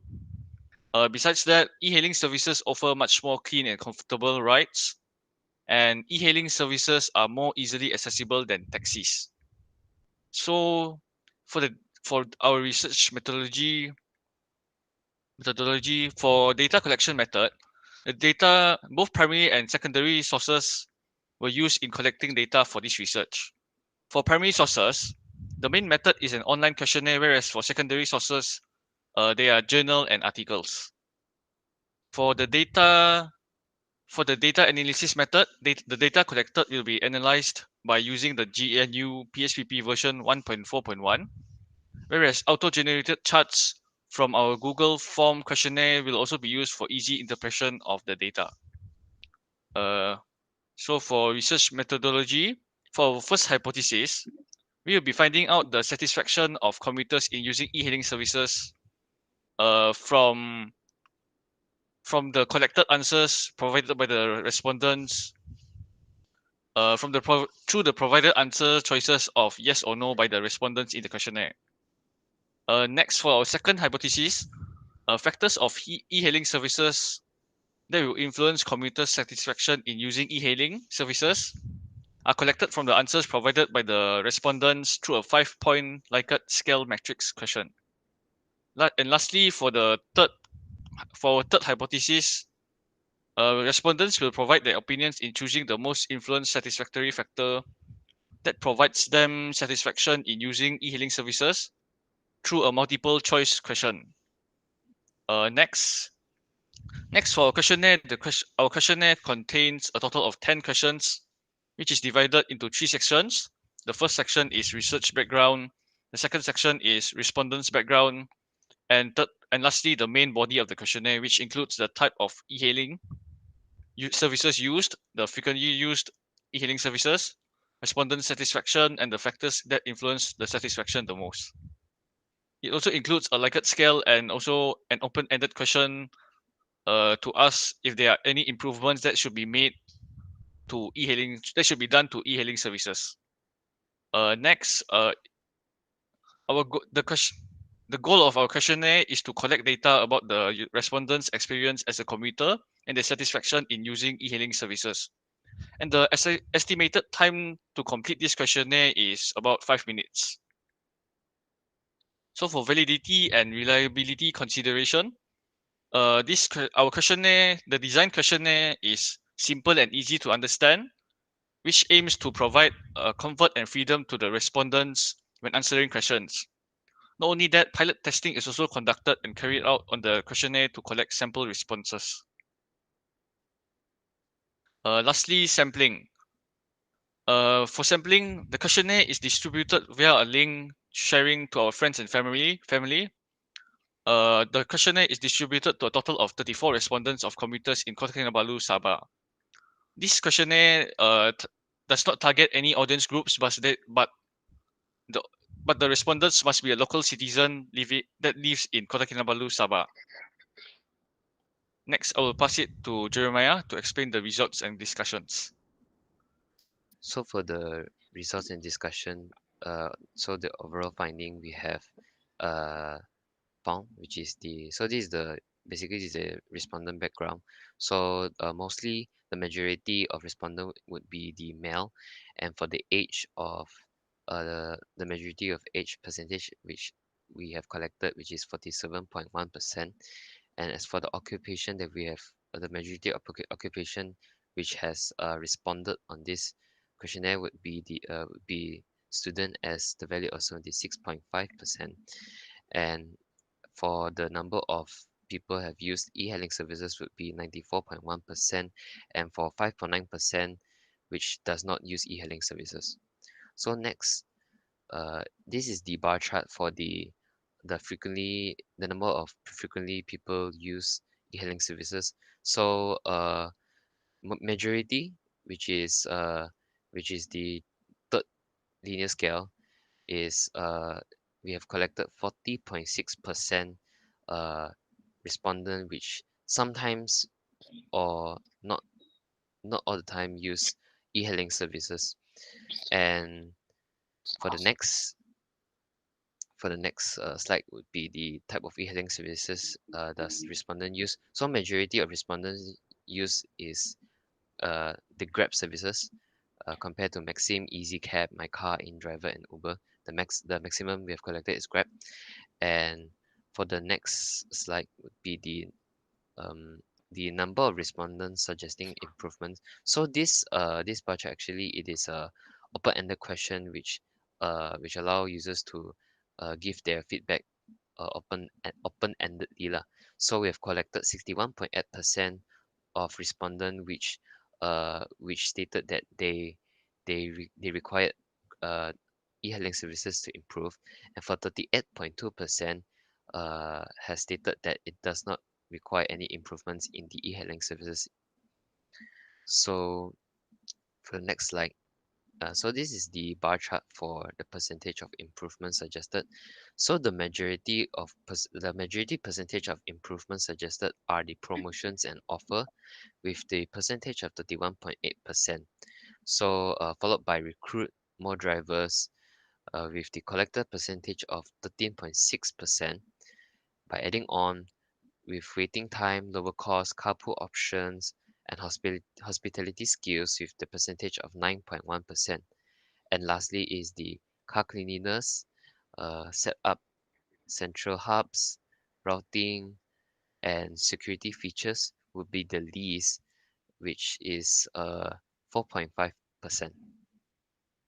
So moving on, I'll be explaining the satisfaction of commuters in KK for the hypothesis one.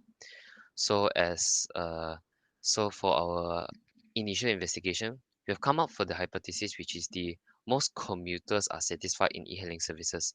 Therefore, we have concluded that the most commuters are satisfied with e-hailing services, and our alternative hypothesis is accepted. So this is because based on the figure 9, out of the 32 respondents, only the 3.1% of them are not satisfied with e-hailing services, whereas 92.9% of responses are satisfied with e-hailing services. So moving on, I'll be explaining the hypothesis 2, which is the relationship between identified factors and computer satisfaction. So we have conducted a few testings, which is the Cronbach alpha. One of it is the Cronbach alpha. So the Cronbach alpha is used to test the reliability of the questionnaire before we proceed to our second hypothesis. So the overall satisfaction accumulators have a reliability of alpha value of 0.74, in which it is reliable at it is more than 0.5. So the Cronbach alpha is actually to test the 5 identified factors of e-hailing services, which is the convenience, affordability, safety and security, comfort, promotion, and offers. So therefore, the questionnaire is reliable. So moving on, the second testing method, which is the multiple linear regression analysis. So I'll be explaining. So we have 3 tables here. So based on the model summary, as the first table, the 31% of our identified factors can influence respondent satisfaction. So the adjusted R-square proves that the respondent satisfaction level is not explained by the 5 factors. So moving on, I'll be explaining the Anova table. Basically, the F value is 2.38 and the P value is 0.067, which is greater than 0.05 respectively. And for the coefficient, I'll be explaining it on the next slide. So for the convenience factor, uh, the the convenience factor is actually 0.767, has the value of 0.767, and it has no positive correlation. So therefore, the null hypothesis is accepted. And for the next factor would be the affordability. So the affordability factor has consists of 0.008 value, which is lower than 0.05. So therefore, it is so there are positive correlations between affiliate factors of e-hailing services. Therefore, the null hypothesis is rejected. So moving on, the safety and security. So the factor of the value, the significant level of safety and security factor is 0.061. So therefore, it is not a positive correlation, and for the null hypothesis is accepted. So moving on, we're explaining the comfort. So the comfort factor, the significant level of the comfort factor is 0.806. So it is therefore is not it's not a positive correlation. So therefore the null hypothesis is accepted. So moving on is the promotions and offer. So the significant level of the promotions and offer factor is 0.924, and there are no positive correlation between the promotions offer factor. So therefore the null hypothesis is accepted. So for the overall analysis and testing for second hypothesis, uh, the 4 factors have no positive correlations, which is the convenience, safety and security, comfort and promotions and offers. So uh, therefore our alternative hypothesis 2 is rejected, and we accept the null hypothesis for H2. This may due to the data sampling errors occurring in conducting data collections for this research. Yeah. So for the next hypothesis, the last hypothesis is the primary contributing factors influence commuter satisfaction. So based on the questionnaire, we have actually also investigated which factors influence commuter satisfaction the most, which summarizes on the result on figure 12.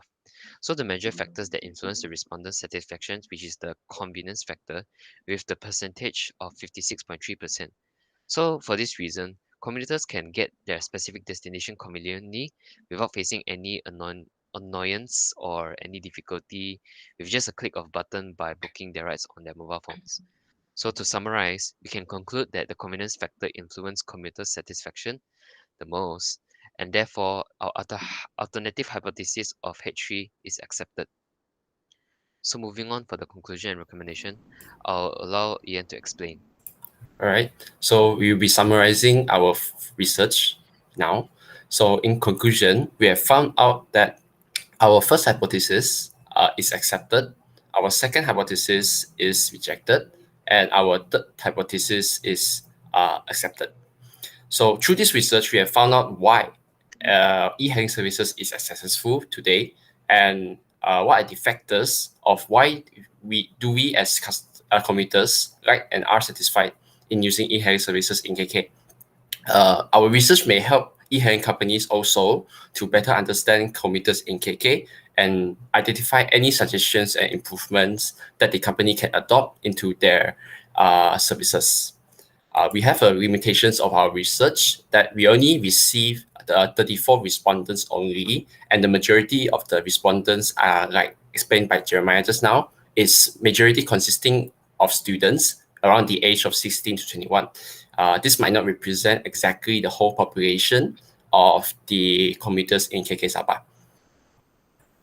For recommendations of future research works, we like to suggest that a research on the external factors of e-hailing services, such as the technology used, the current business environment, and so on, can be conducted to investigate how e-hailing services are adopted to the current market with such success. Another suggestion we would like to provide is research can be conducted on finding out the suitable ethical marketing strategies to find out what are the marketing tactics that can be used to attract people to use e-hailing services more. So that concludes our presentation for today. So we'd like to thank you everyone for your time, and we hope that you have picked up something for our research. So thank you. Okay, thank you. Thank you, student. So, any question from student? Can I ask? Oh, sure. Okay, Noel. Okay, so since more and more people choose e-hailing nowadays, so in your opinion, what is the prospect of taxi service? Sorry, prospect of? Taxi Taxi. service. Prospects of taxi services. Are you referring to what are the current situation?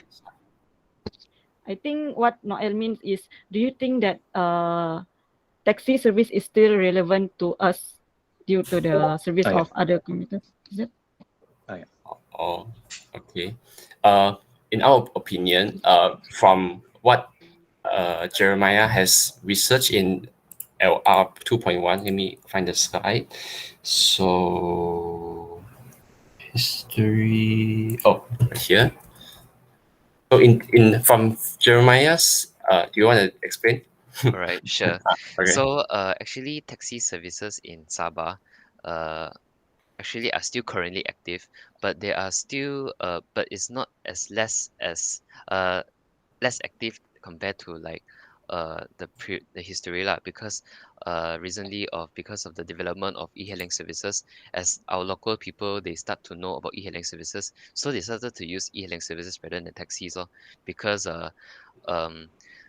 taxis because they mostly taxis in Sabah they usually run in meter, so sometimes yeah, so according to like my on the previous slide of yeah, as you can see that most taxis runs in meter lah, stated in the program, and but most drivers actually refuse to use them because sometimes they would like to overcharge the passengers, which they sometimes they overcharge them, and sometimes the passengers might argue with them, even though sometimes like that. So I would say by returning to your questions, if taxi is still relevant in KK, probably it's still relevant for mostly, as you can see, probably mostly for like tourists, because tourists maybe in the US taxis are very common for them, so they would sometimes use taxis, and they would think that taxi in Sabah is also relevant to us, but mostly taxis will be used for mostly for tourists. Yeah. Oh, I would like to add on also. Okay. Since everyone has a smartphone on their hands, right? So taxi services may also for those people that do not have internet access, because when we want to use e-hailing services like Grab, we require to share our locations and data, of course. So in some cases, some of the locals have not have the access of smartphones, so they cannot use any applications online. So they have to resort to use maybe taxi services or the public buses transport. This may be due to the maybe their income is not as high, or they cannot afford like a proper smartphone gadget. So they have to resort to the old methods, which are like public transportations, as we have covered just now. Okay. Okay. Thank you. Okay. Yeah. So Jonathan, you said that you're saying that it is more convenient to some. Still, it is convenient to some group of people where they don't have like smartphone or internet connection, so they need to use taxi, right? Yeah. Okay, Jeremiah, I have a question for you. Yes. This one in this slide here, Maxi taxi runs in meter by this Armugan and etc. At all. Sorry, at all. So is this referring to Sabah case, or is it referring to the?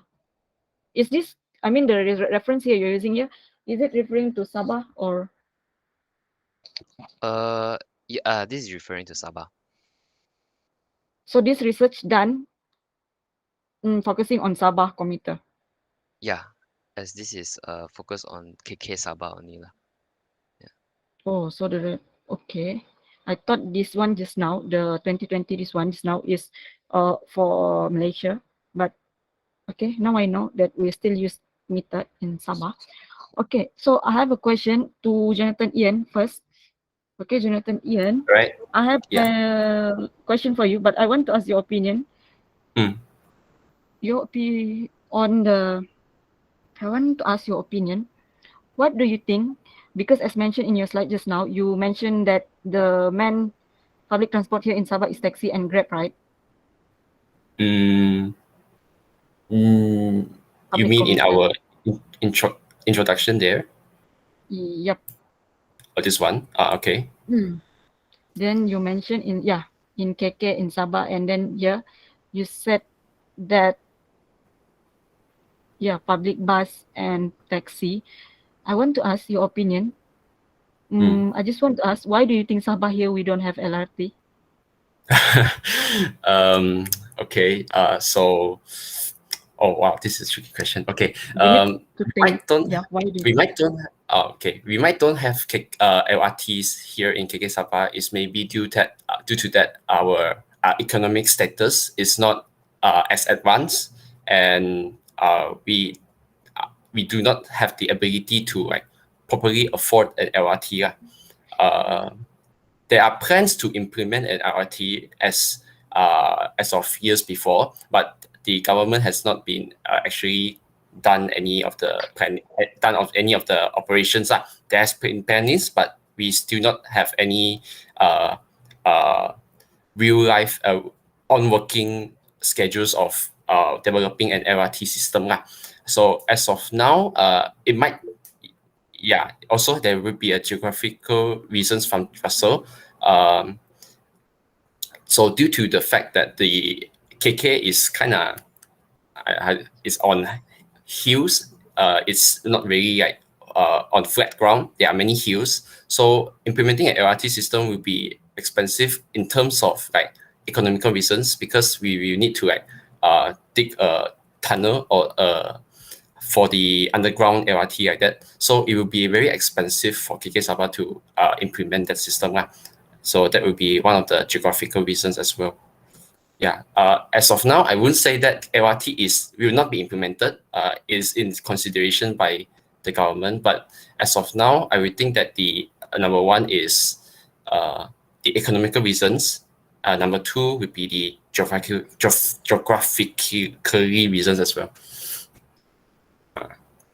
Okay, so I have a question. I have a sequence question from your answer just now. So you're mentioning about the economic status, right? You said we Sabah here, we have a economic problem, is it?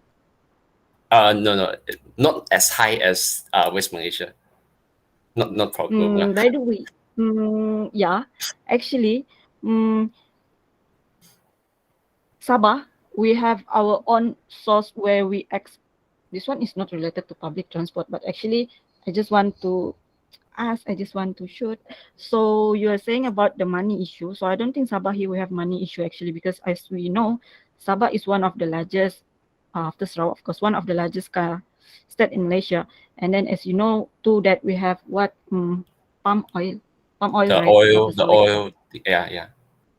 Palm oil. So we export them to overseas actually. So as in terms of economic, I don't think we have problem. However, I will accept the answer if you said geographical, as mentioned by this guy here, Russell. But you already mentioned. Yeah. That's one. No, the question is now won't affect your mark. I just want to see how you guys think for the critical thinking level. Okay. So maybe in your FYP, they will ask you something like this. So yeah, you need to be aware of that. And then second, I have a question to you too. So during this COVID-19, during this COVID-19, do the commuters still use the public transport?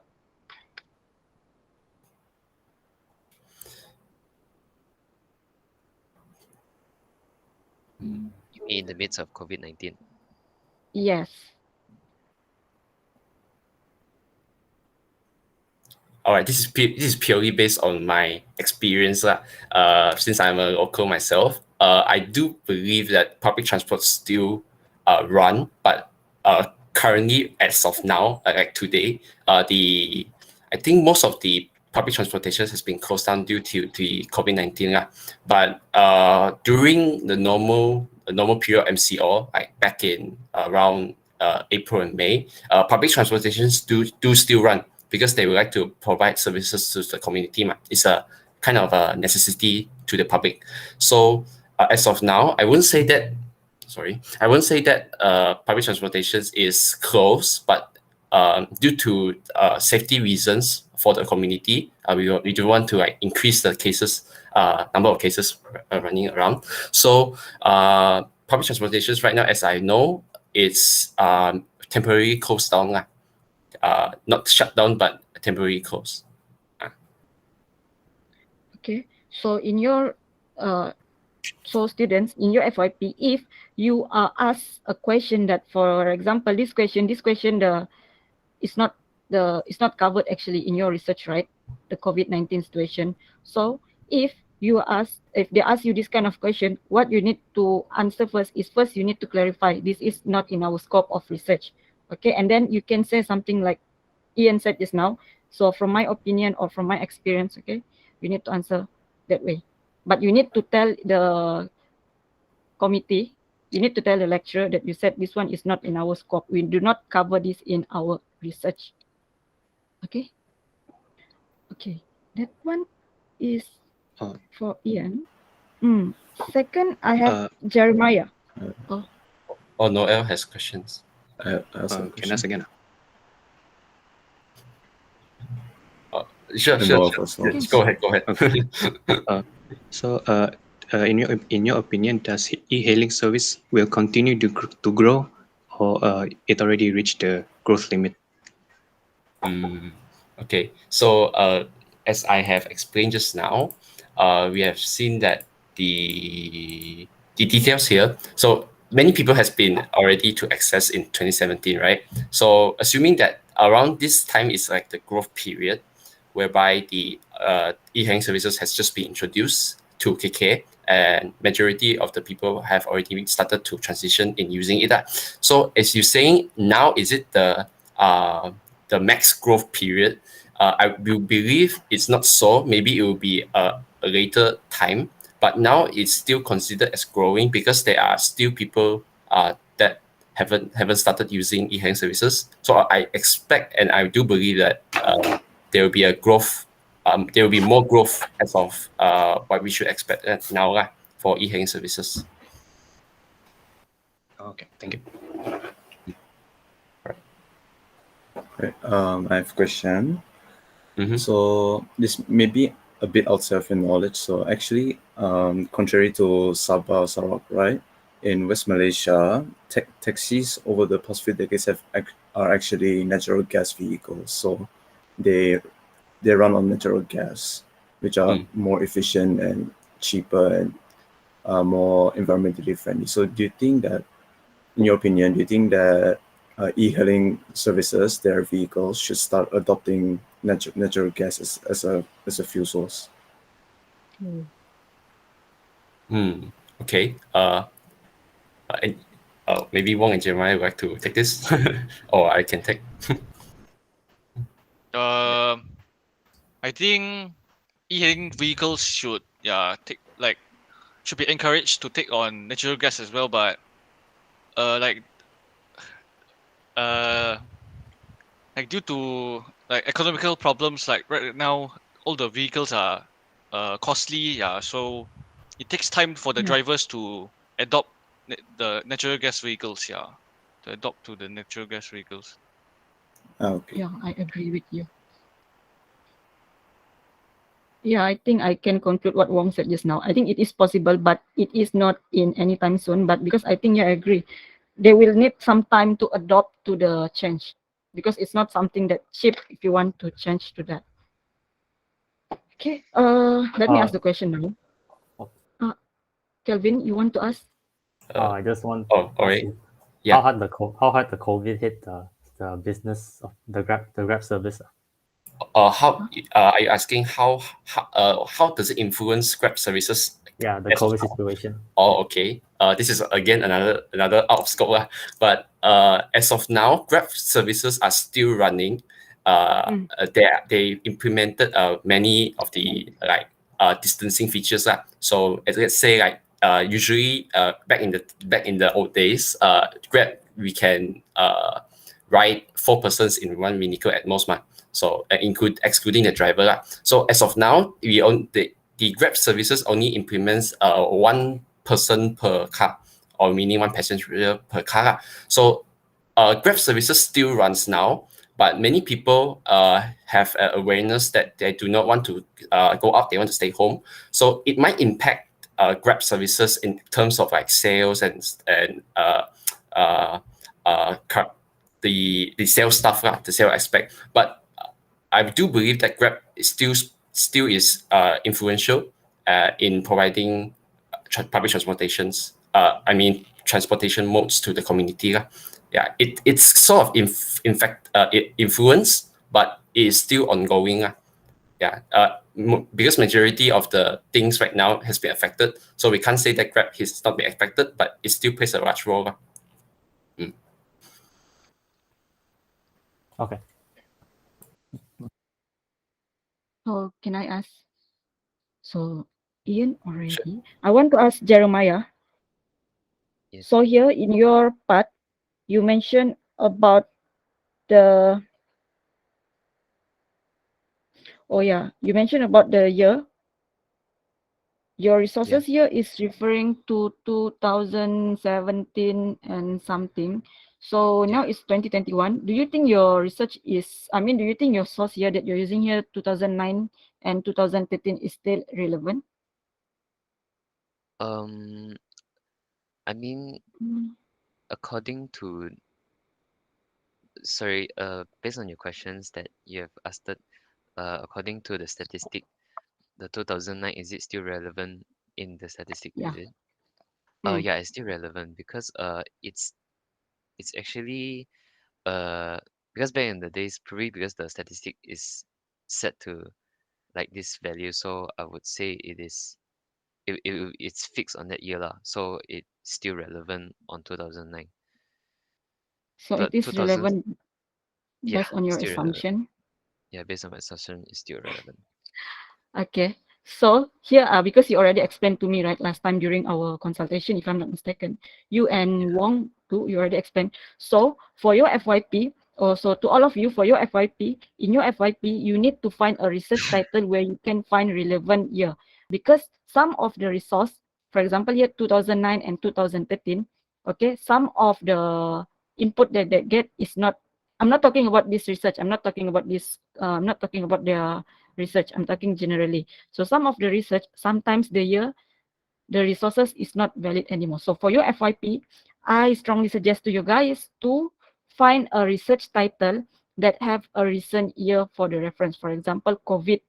COVID is so recent, so of course you can use COVID. And then with the previous one, just now, Kelvin Shark group, I think they use most of the valid resources. Okay, so that one is first question to you.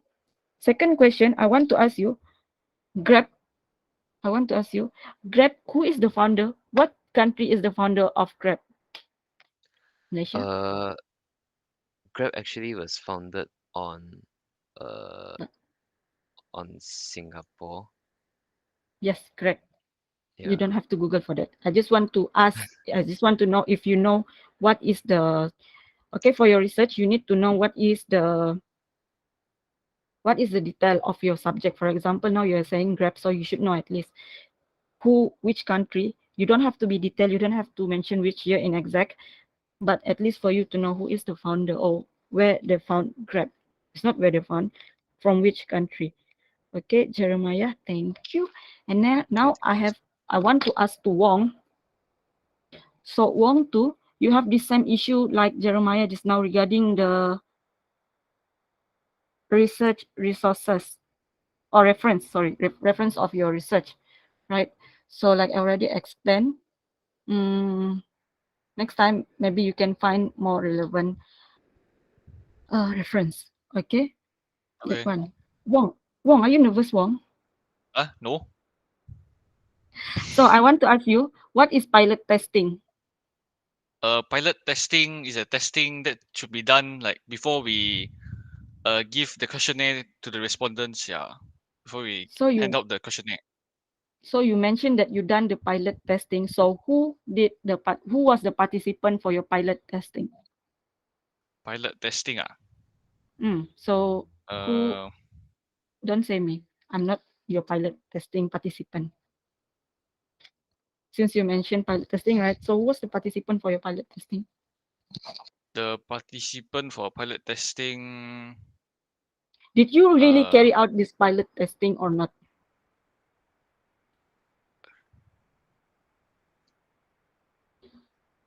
Habislah. What do you think, Wong? I Since you mentioned think that.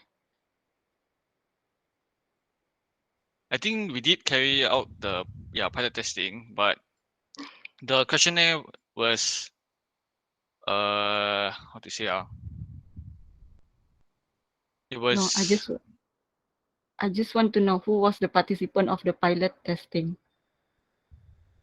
the participant of the pilot testing was like we handed the questionnaire for like close members, like my friends or my close friends and that so that they can test to see if the questionnaire was relevant or not. So you really conduct the pilot testing. Yep. So in your pilot testing, using the questionnaire, right? So did you ask the same exact question with your questionnaire that you distribute to collect your data? Yep. The exact same thing. Yes. Most of them are the same. Similar. For some reason, I don't think you conducted this pilot testing. However, my point here is in your FYP, make sure whatever you say, right, it need to be conducted, okay? But for now, I will consider that I accept your answer, okay? The pilot test also need proof like the screenshot also, the data also. Yeah, it's the best if you have the screenshot for your FYP, but for this one, I will let it slide, okay? My point here, whatever you said in your FYP, you already conducted, you need to prove them. You need to done them. You need to really conduct them. Okay.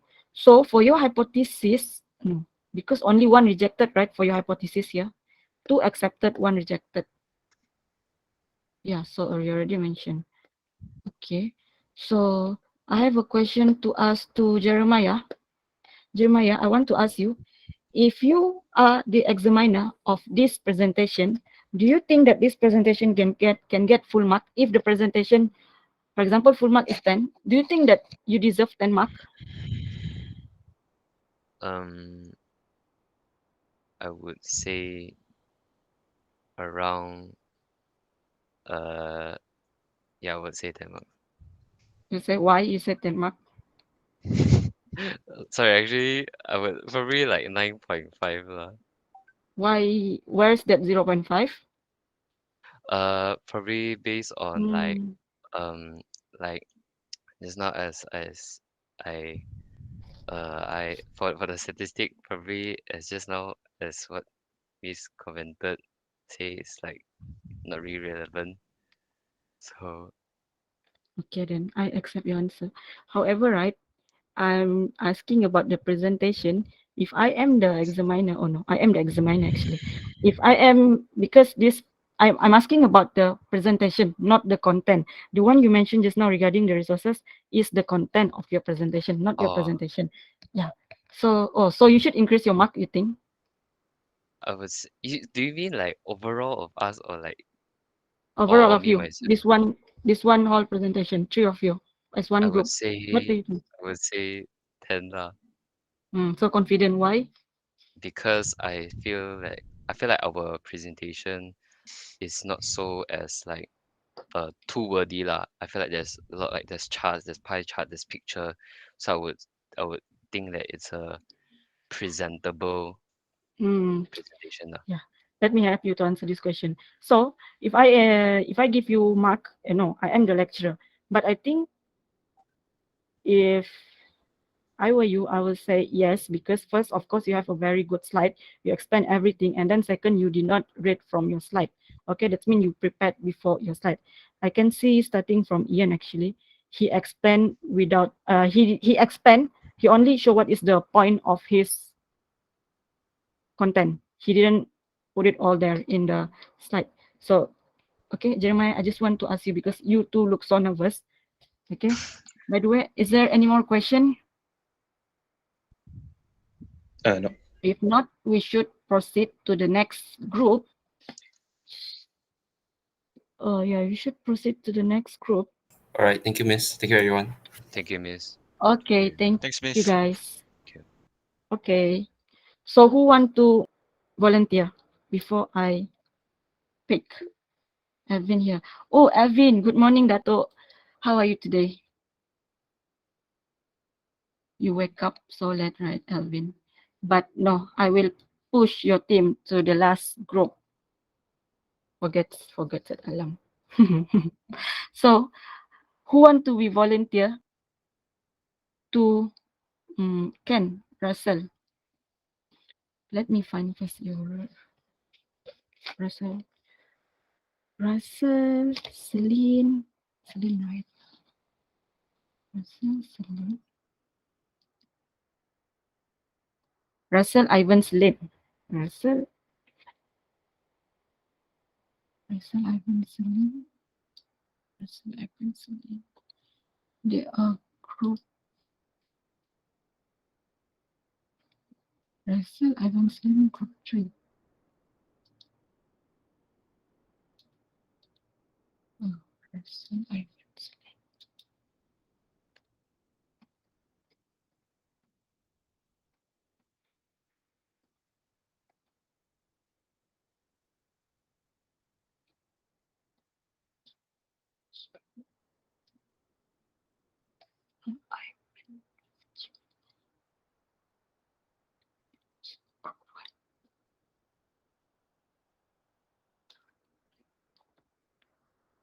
Respective.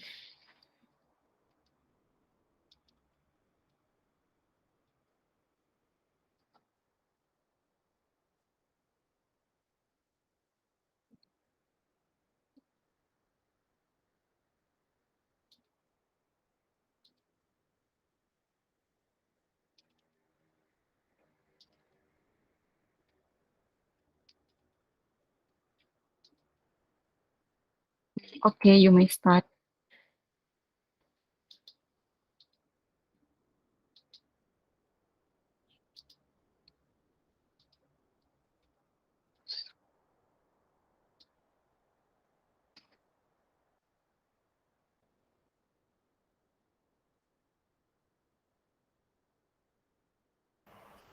Let's see. Yeah, can.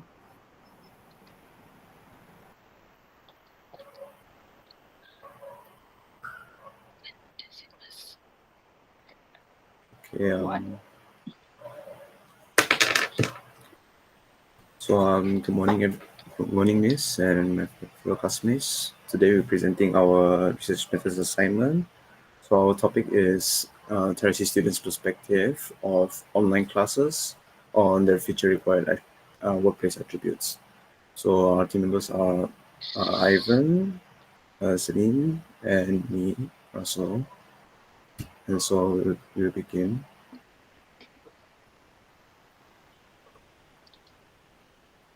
So our research will mainly talk about online classes, and due to the COVID-19 pandemic and the closure of higher education institutions, we had to shift towards online classes.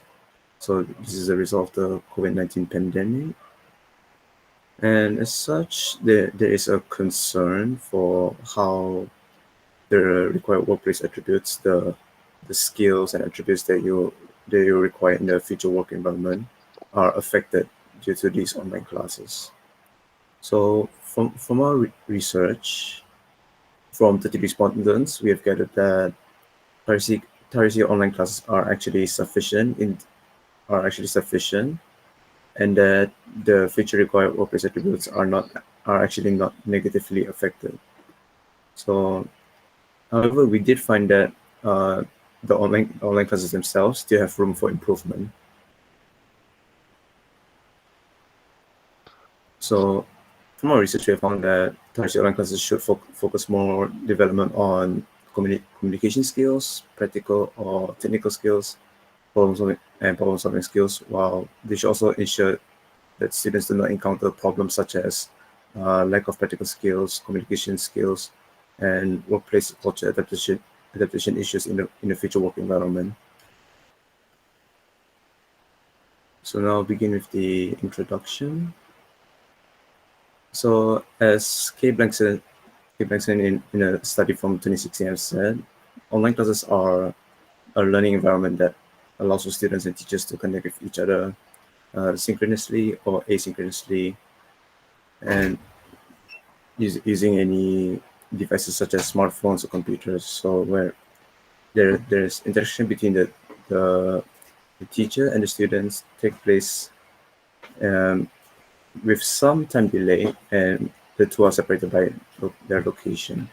So I can be at home and teacher can be at the campus or in their own home. So online classes are a form of education that uses video recordings, live lectures, soft copies of lecture notes, and conducting tests online. So these video recordings can be accessed through Loom or YouTube, and live lectures can be conducted through Google Meet or Zoom. So mostly we'll be using Google Meet. And tests are conducted online through like in an open book or open-ended question spaces. So as you all have experienced with me, online class is a popular learning tool for quite some time now, especially in various developed countries such as the US or nations of Europe. But this was before the COVID-19 pandemic. So not many higher education institutions in Malaysia actually offer courses online or provide online classes before the pandemic. So according to the World Health Organization, COVID-19 is a dangerous and infectious disease with its emergence in China discovered in December 2019 and declared as a pandemic by the World Health Organization in March 2020. And the transmission of which can be prevented through wearing masks and social distancing. Next. So in March 2020, there is a rise of COVID-19 cases in Malaysia, according to the Prime Minister Office of Malaysia, which Malaysian government have to impose movement control order (MCO) restriction, where higher education institution were forced to close campuses and cease to face-to-face classes and shift towards conducting their own classes online to ensure that lecturer and students were not exposed to the virus.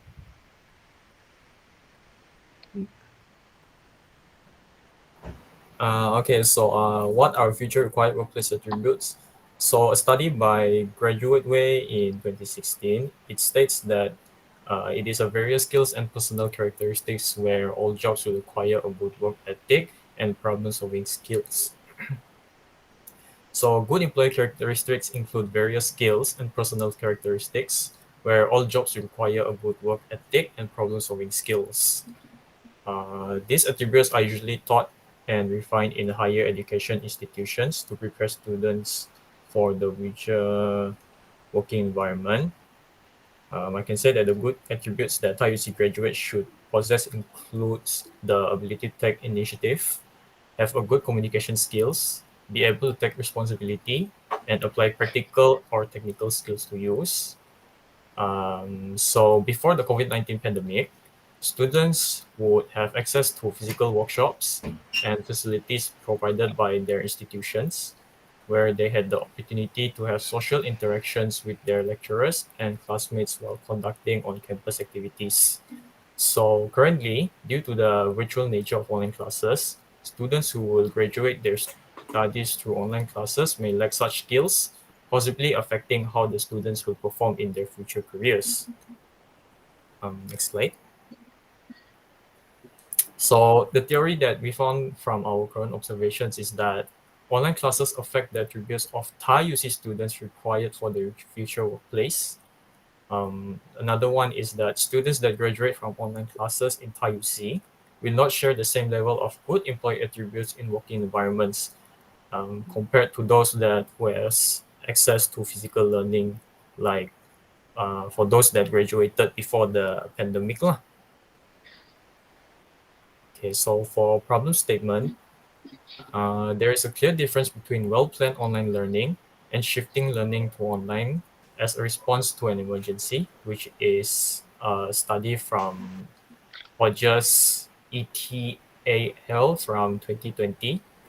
So as an emergency precaution from the COVID-19 pandemic, every student needs to stay at home, leading them to use online classes as they cannot access the class physically. So for Thai UC online classes, in this case, the COVID-19 pandemic, as such, the Thai UC's implementation of online classes leans more towards emergency remote teaching even after over a year of online class implementation. This can be observed as an online class session conducted by Thai UC that still mainly follows the usual physical classes scheduling, still previous slide, yeah. Scheduling which defeats the benefit of online learning mentioned previously where learning times can be flexible. And like due to COVID-19 pandemic and continuous movement control orders, MCO, negatively impacting the motivations of both students and lecturers, communication and collaboration have been observed to be quite lacking, affecting the communication between students, especially between those who have never met in person, which can lead to the problems when collaborating on group assignments. So the existing similar research about, okay, I'm sorry. So there are existing similar researchers, but there is none conducted on Thai UC students studying in the COVID-19 pandemic in Malaysia. And since this is a fairly recent issue, there is no similar type of research that was conducted lah. Next is the research objectives. So the objective of this research is to determine if online classes have effects on the required workplace attributes on Thai UC students.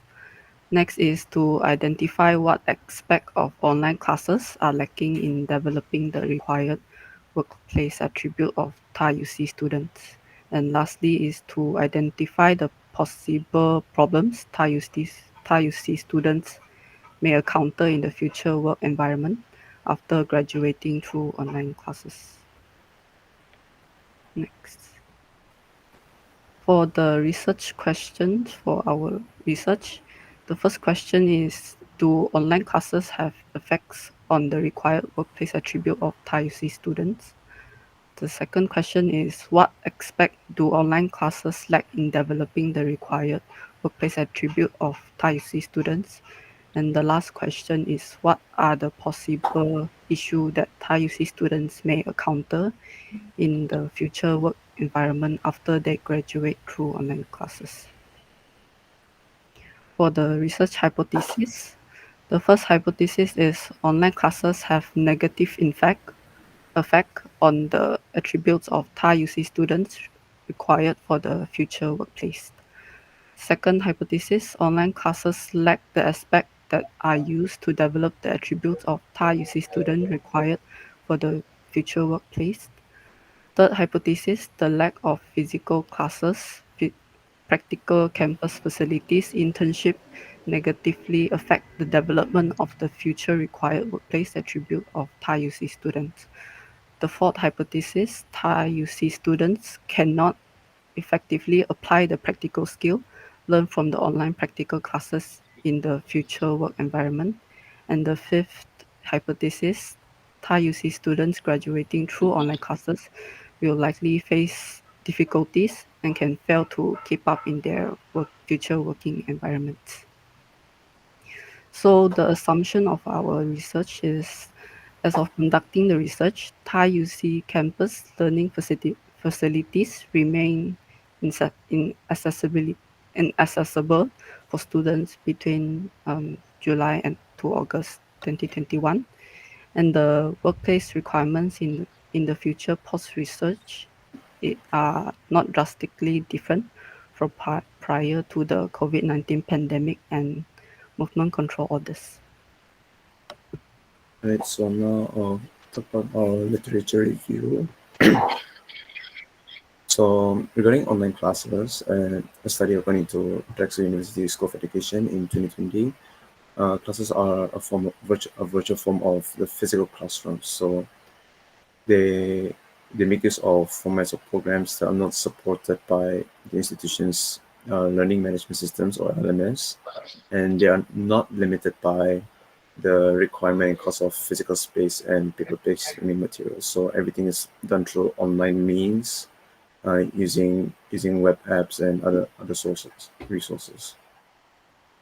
So online classes differ from traditional classes, online classes, such that they have a comparatively lower interaction between students and teachers, and the concepts can be difficult to understand through online classes clearly.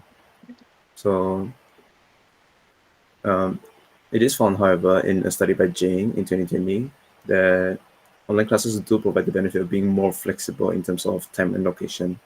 However, for Thai UC, this is not entirely true, as our classes still follow a fixed schedule, and practical classes are more unchanged and substituted with simulation software other than methods. So it's not entirely flexible in terms of that.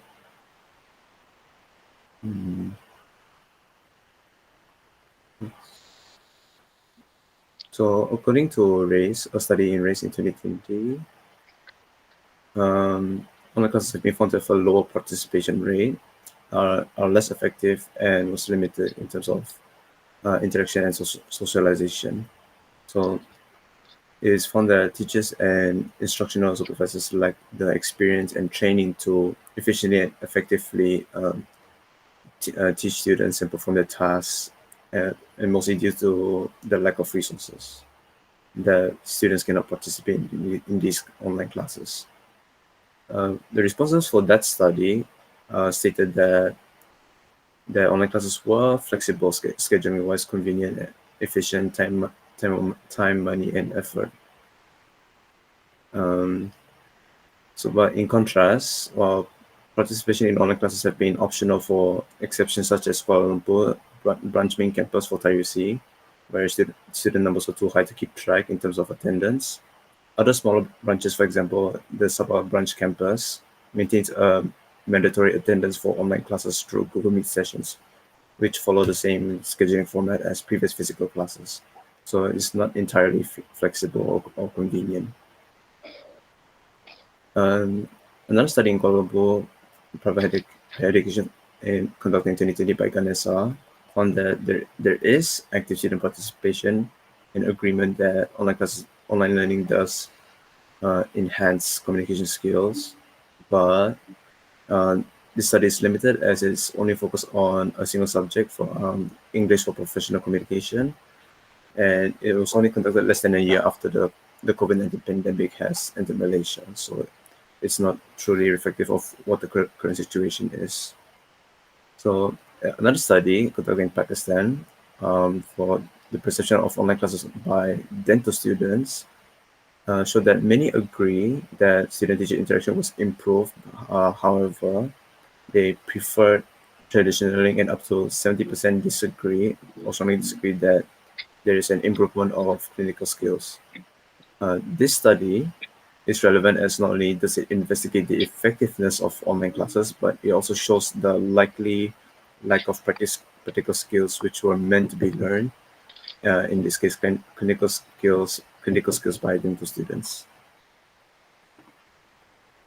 As for another study by Dolan and others in 2015 on the pedagogical approach of online learning to teaching undergraduate health science to students for the practical and theoretical skills needed to RES ECG electrode placements, found that online learning, in which this case uses online classes, is an effective study mode in both theoretical and practical application. However, there is consideration that needs to be taken to depending on the complexity of the practical skills, such as skills that require haptic awareness, like where the instructor needs to provide immediate feedback, and this can only be done more feasibly in a physical classroom setting. So this study is important as it shows that online classes can provide practical skills to students, but it's situational. For example, Teresi's Fundamentals of Computer Networks online courses allow students to use a free software called Packet Tracer to simulate computer networking with virtual devices paired with similar to real-life command interfaces.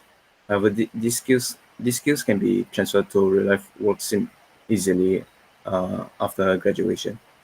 However, culinary students, for example, can cook dishes from their homes, but their instructors cannot personally assess the quality of the dishes. Next is the COVID-19 pandemic and MCO. So according to the World Organization, COVID-19 is a dangerous infectious disease that is caused by the virus severe acute respiratory syndrome coronavirus 2, SARS-CoV-2, that can be spread through droplet of saliva or discharge from the nose through coughs or sneezes of infected people. But the disease can be prevented by wearing a mask, practicing social distancing, washing hands frequently, and using sanitizer to prevent the spreading. And there are some of common symptoms such as fever, cough, loss of taste or smell, sore throat, fatigue, headache, and there are some more severe symptoms such as trouble breathing, chest pain, and loss of speech or movement. So the first 3 COVID-19 cases in Malaysia were confirmed at 26th January 2020, which all patients are Chinese nationals that entered Malaysia from Singapore. In March 2020, the second wave started with a sudden spike in the number of COVID-19 cases occurring due to the Sri Petaling mass gathering that took place from 27 February to 2020 to 1st of March 2020. And then in 16 March 2020, the Prime Minister Tan Sri Muhyiddin Yassin first announced the Movement Control Order (MCO) starting from March 18 until March 31, 2020 to curb the spread of COVID-19 nationwide. On the 26th September 2020, the number of cases spiked back to 4-digit due to the Sabah state election. And in January 2021, Malaysia was declared in a state of emergency by the Malaysian King Sultan Abdullah, which will last until 1st August 2021. Since then, Malaysia has been in a state of MCO with different phases and is still battling to flatten the curve of COVID-19 infection to this day.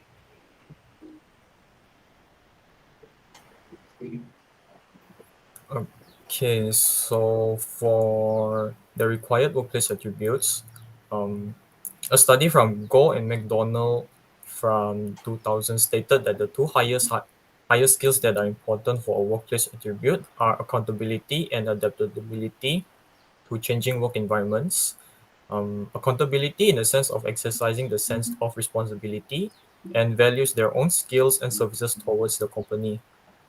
Whereas the adaptability to changing work environments, which employees need to create and envision new ways to solve problems in the workplace, view changes as an opportunity to better improve the company, and network to create new business partners with other companies.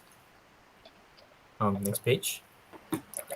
So a study by Sorta in 2017 stated that nowadays a lot of companies expect the workers to have employability skills such as communication skills, problem solving, decision-making skills, and teamwork skills.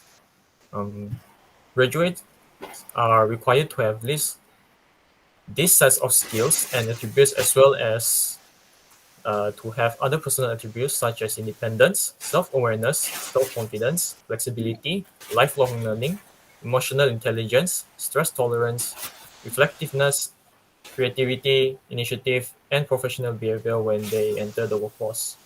So, for example, if a student from UC graduated and has work experience in the information and technology field, they are most likely to be hired by a company as the student has experience with working compared to those that has not. That is why higher institutions provide internship programs as one of the courses for the students, as this allows the students to have exposure and experience when working in the real life scenario. Okay, so now I'll talk about the research methodology. So to test our first hypothesis, we'll be using like a matrix scale question containing 7 statements regarding the development of feature required attributes, and these statements relate to these statements will ask about the practical technical skills, the teamwork skills, communication skills, leadership skills, problem solving skills, and responsibility.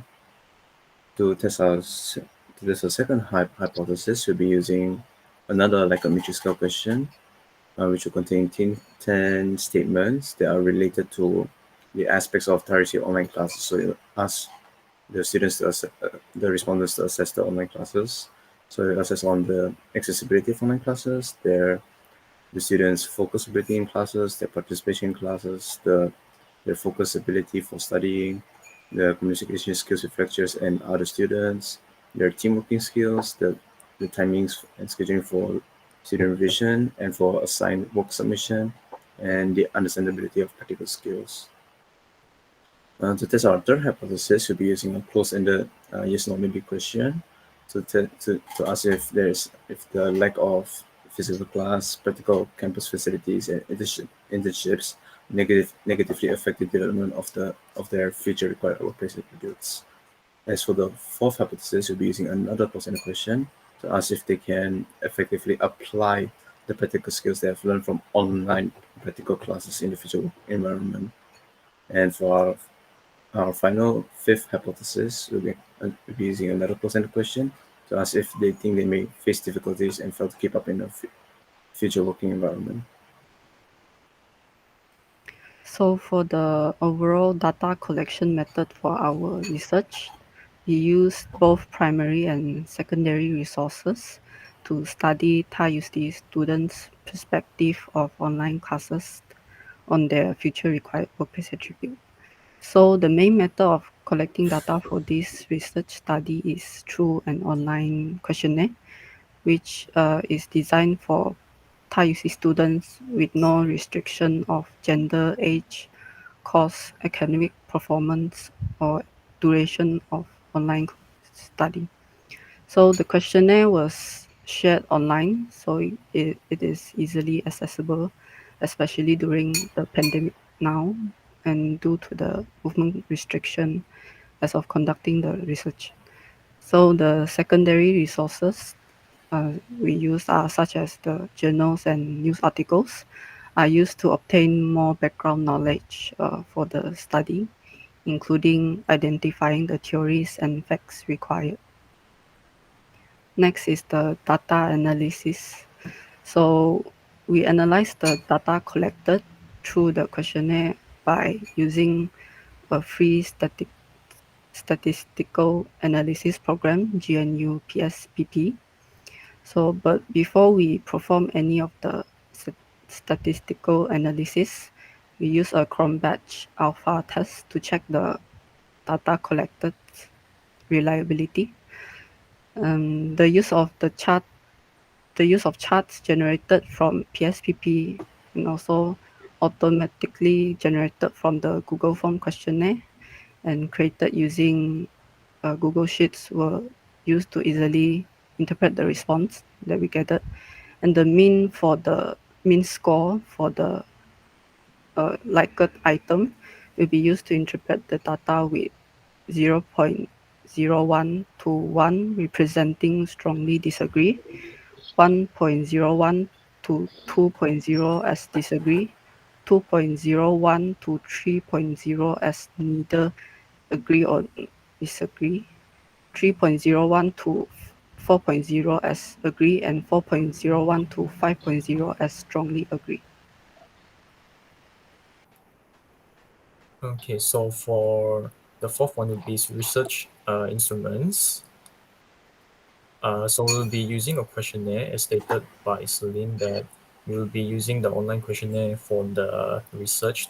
So we'll be using it to study Thai UC students' perspective of online classes towards their future required workplace attributes. There will be no restrictions of gender, age, academic performance, and duration of the online study as long as the respondents are Thai UC students. And it will be distributed by sharing the link through a social media such as WhatsApp, WeChat, and many other social media links that the Thai UC students can access to. There will be no names or emails that were recorded to maintain the privacy lah. So in the questionnaire, it will consist of 4 sections, which is the respondent's background, data on the Thai UC online classes, data on future required workplace attributes and other issues. There will be 11 questions total. So there will be 2 to 5 point ordinal Likert scales, 3 close-ended questions, and 2 open-ended questions. And this questionnaire will be it will estimated be 10 minutes to complete this questionnaire. So for the fifth one will be validity and reliability consideration. Okay, so it is designed such that the respondents feel comfortable and they are not restricted when responding to questions to validate the user friendliness, reduce ambiguity in the questions and answers, and obtain a more reliable results. It will also allow the respondents to provide their personal opinion and make their own unbiased choices so that the data will be more accurate. It is simple and unambiguous instructions so that the respondents will have they will have a more understanding towards the questions clearly and what they need to require when answering the questions. There will be a pre-test pilot that was conducted to collect the sample responses to validate and improve the questionnaire. So it is validated by our research methods course lecturer, which is Ms. Norshikin, for validation as well as providing suggestions for improvement and finalizing the questionnaire. In this test, we'll be using the cron batches alpha test to evaluate the questionnaires internal consistency, reliability with the target result of cron batches alpha to be 0.7 or higher to ensure reliability in the response data gathered.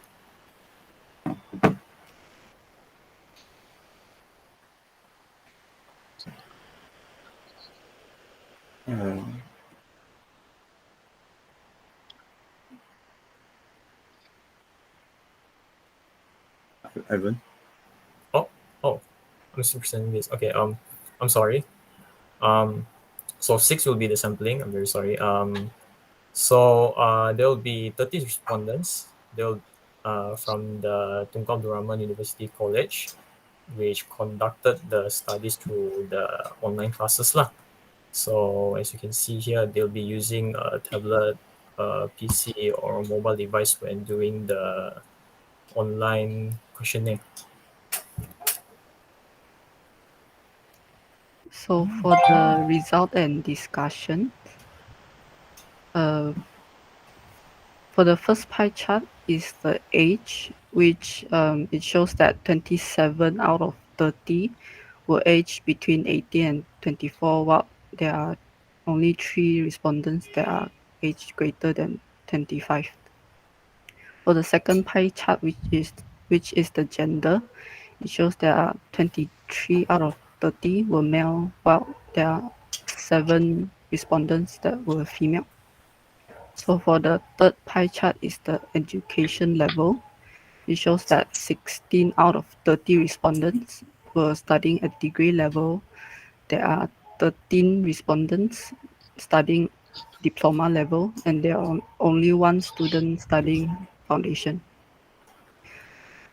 On the fourth pie chart, which is the course, so there are 13 out of 30 respondents are taking RSD course, while 7 respondents are taking RSF course, and there are 8 taking DSF course, and there's only 1 respondents taking FCCI course, which is foundation. Next is the attribute Thai UC students think they lack the most. There are 12 out of 30 respondents thinks that the most lacking attributes is time management, which follows by communication skill according to 10 respondents, and problem solving skills is also found lacking by 5 respondents, which is the same as for practical and technical skill. So the result shows that Thai UC thinks that they lack time management, and followed by communication skills, which while practical and technical skills and problem solving skills are equally lacking. So Thai UC stated that they think that they will struggle to meet deadlines and cannot communicate effectively in future work environment. Next is the pie chart for a possible issue that Thai UC student may encounter in their future work environment after graduating from Thai UC, having only studied through online classes. So the lack of practical skill is the most prevalent issue according to 10 out of 30 respondents, which is followed by the communication issues according to 8 respondents, and workplace culture adaptation issue is according to 4 respondents. The result shows that Thai UC students stated that they think that we have trouble demonstrating technical or practical skills in the working environment and adapting to their workplace culture. Next is the reliability test for the data collected. So it shows that the reliability of the data collected for the required workplace attribute development using the Likert scale. The 7 required workplace attributes from the questions are put through the Cambridge alpha test, which it shows that the result of the Cambridge alpha test is 0.94, which is greater than 0.7, which it will represent as excellent internal consistency.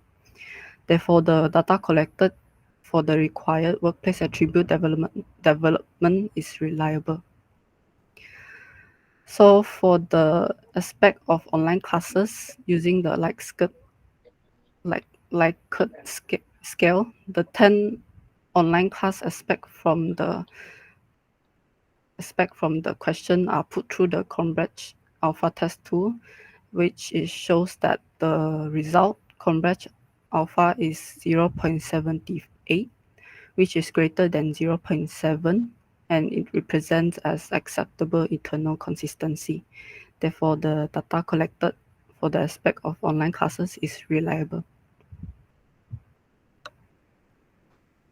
All right, so for the first hypothesis, which is online classes have negative effects on the attributes of Thai UC students required for the future workplace. So as you can see on the first bar chart right here, which is practical or technical skills, there are 12 out of 30 respondents agreeing that Thai UC online classes are properly developing the practical or technical skills required in the future workplace, while 10 respondents neither agreeing or disagreeing, 5 respondents disagreeing, and 3 respondents strongly agreeing that the practical or technical skills are being properly developed. So as for the results, it shows that the mean is 3.43. Therefore, it is agreed that the practical or technical skills are being properly developed through Thai UC online classes. For the second bar chart, which is teamwork skills, it shows that 11 out of 30 respondents agree that Thai UC online classes are properly developing the teamwork skills, which is required in the future workplace. While 9 respondents neither agreeing nor disagreeing, 5 respondents strongly agreeing, 4 respondents disagreeing, and 1 respondent strongly disagreeing that the teamwork aren't being properly developed. The results show that the mean score is 3.5. Therefore, it is also agreed that the teamwork skills are being properly developed through Thai UC online classes. So for the third bar chart, which is communication skills, it shows that 8 out of 30 respondents neither agreeing or disagreeing that Thai UC online classes are properly developing the communication skills required in the future workplace, while 7 respondents strongly agreeing, another 7 respondents disagreeing, and 3 respondents strongly disagreeing that the communication skills are being properly developed. So as the result, it shows that the score mean is 3.2. Therefore, it is agreed that the communication skills are being properly developed through Thai UC online classes. Next page.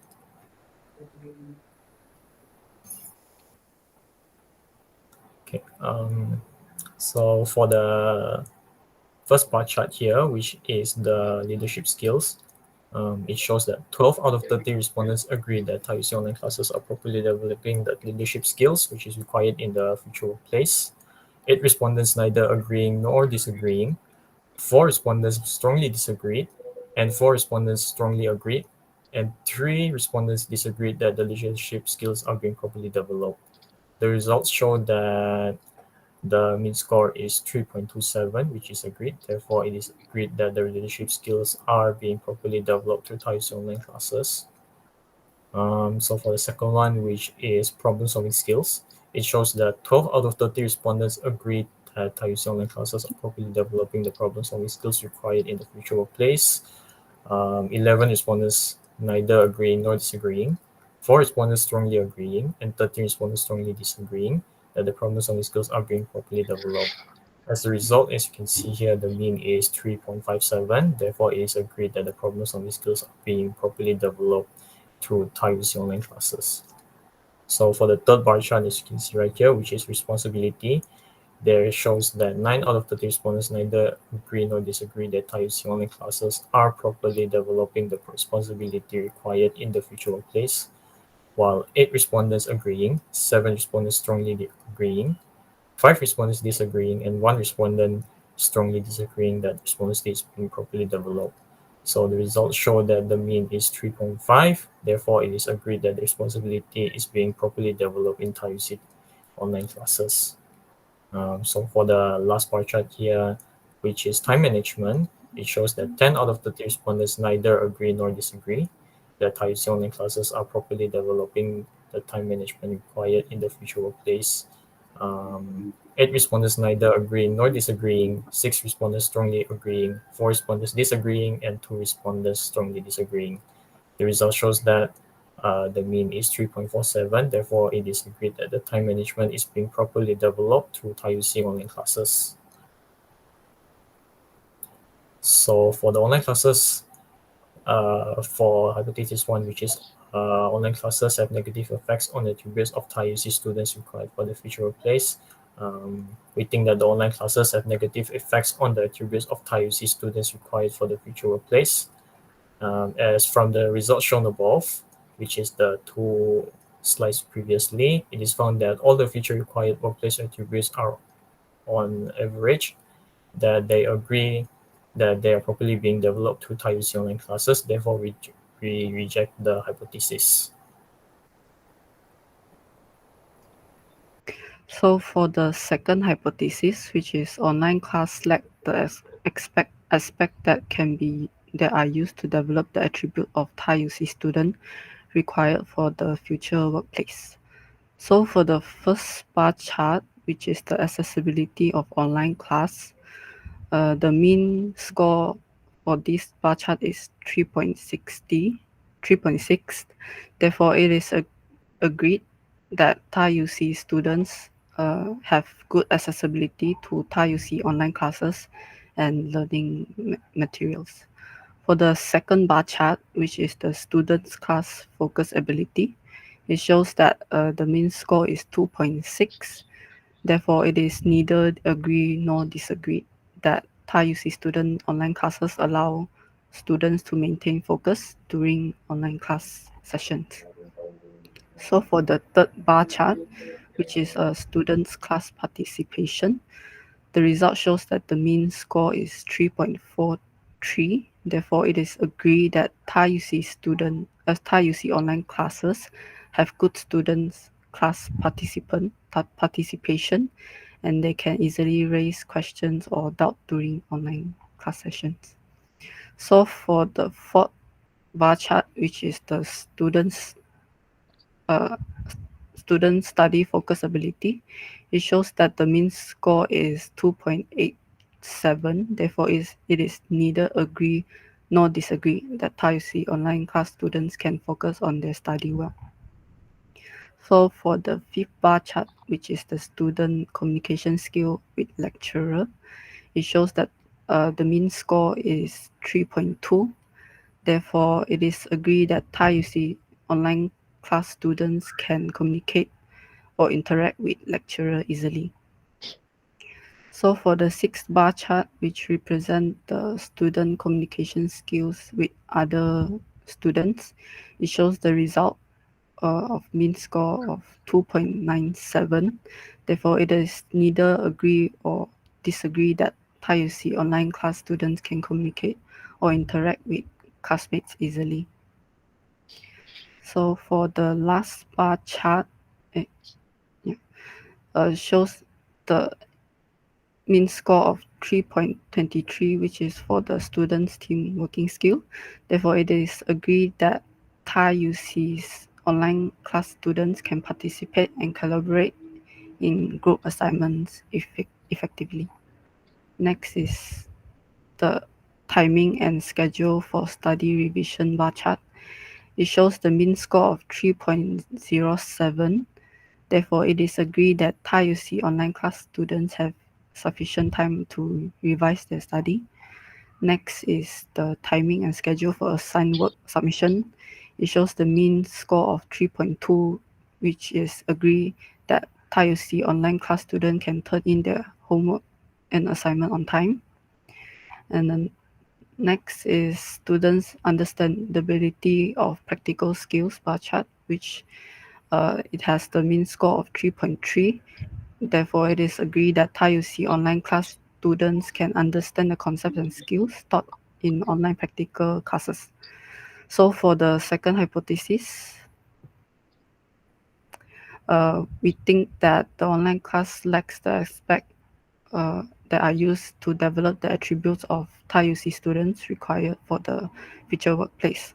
So from the results shown above, 7 out of 10 aspects of online classes are agreed to not lacking, while the remaining 3 respondents neither agree nor disagree. Therefore, we reject the hypothesis.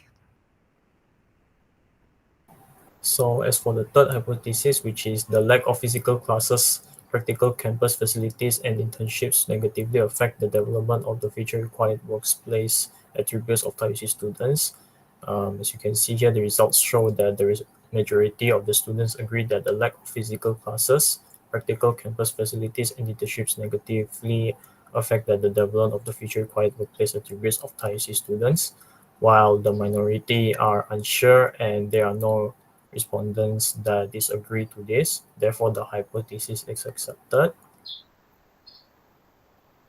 For the fourth hypothesis, which is Thai UC students cannot effectively apply the practical skills learned from online practical classes in the future work environment, the results show that the majority of the respondents are unsure that they can effectively apply the practical skills learned from the online practical classes in the future environment, and it is only a minor. There are only a few minority that disagrees. Therefore, the hypothesis is rejected. And as for the last hypothesis, which is the fifth one, where Thai UC students graduating through online classes will likely face difficulties and can fail to keep up in their future working environments. So the results show that there is two total equally agreeing and a few that are unsure that the Thai UC students graduating through online classes will likely face difficulties and can fail to keep up in the future workplace work environments. While only the minority disagree, therefore the hypothesis is accepted. So for the conclusion, the first hypothesis is rejected, which means online classes do not have negative effect on the attributes required for the future workplace. The second hypothesis is also rejected. The current Thai UC online class do not lack the aspect that are used to develop these attributes. The third hypothesis is accepted, which means the lack of physical classes, practical campus facility, and internship do negatively affect the development of future required workplace attribute. The fourth hypothesis is rejected, which means Thai UC students do view that they can effectively apply practical skills learned from the online practical classes in the future work environment. What the last hypothesis, which is a fifth hypothesis, Taruk students will likely face difficulties and can fail to keep up in their future working environment. So in short, this study shows that Thai UC on the future required workplace attribute that they will most likely lack is communication skill, practical or technical skills, and problem solving skills. And the issue that they will most likely encounter in the future workplace would be a lack of practical skills, communication issues, and workplace culture adaptation issues.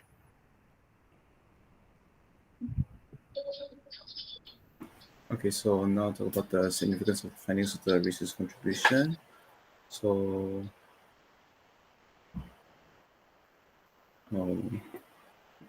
Thai students perceive that Thai students perceive that the online classes are not negatively affecting the attributes of the students required for the future workplace, and the online classes are not lacking in the aspects used to develop these attributes. So, but however, we found that the return of physical classes, practical campus facilities, and internships are favorable. The students think that they can still effectively apply the practical skills learned from online practical classes in the future work environment. However, they think they will likely face difficulties and fail to keep up in the future work environments.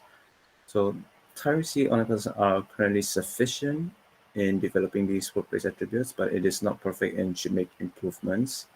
So therefore, feedback from this research can be used to make improvements or changes to ensure that the Tyrese students are properly developing the future workplace required workplace attributes.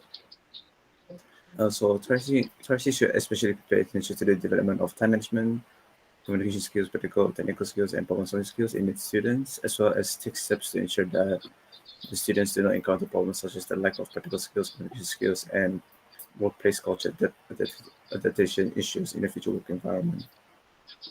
So as for the limitations of our research study, we are limited by the fact that a large majority of the respondents that we survey are taking courses related to the IT field.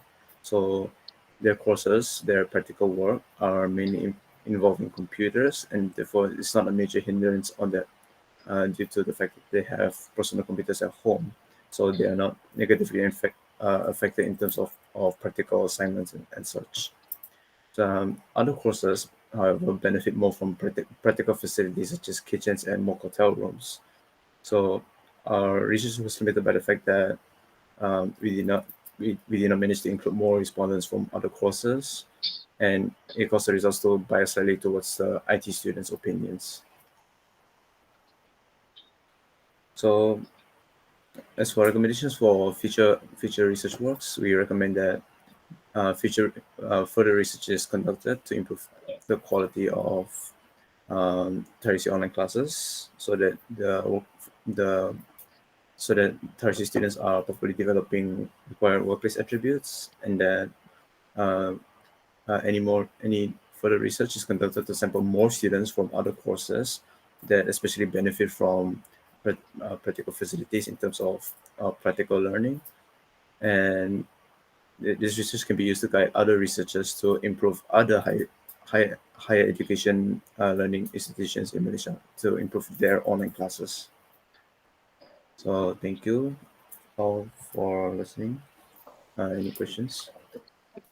Okay, so thank you, Ivan, Russell, and Celine. So before I ask the question,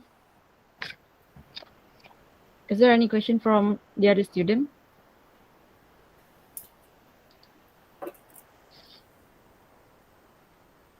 Ivan, do you have sorry, Ivan is you. I mean Alvin. Alvin, do you have question, Alvin? No. So if you have no question, I will ask question. So first, I have a question.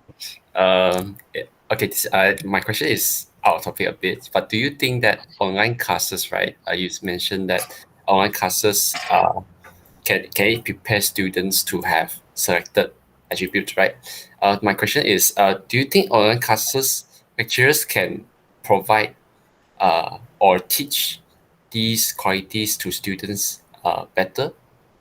Can they like translate these attributes to students via online class?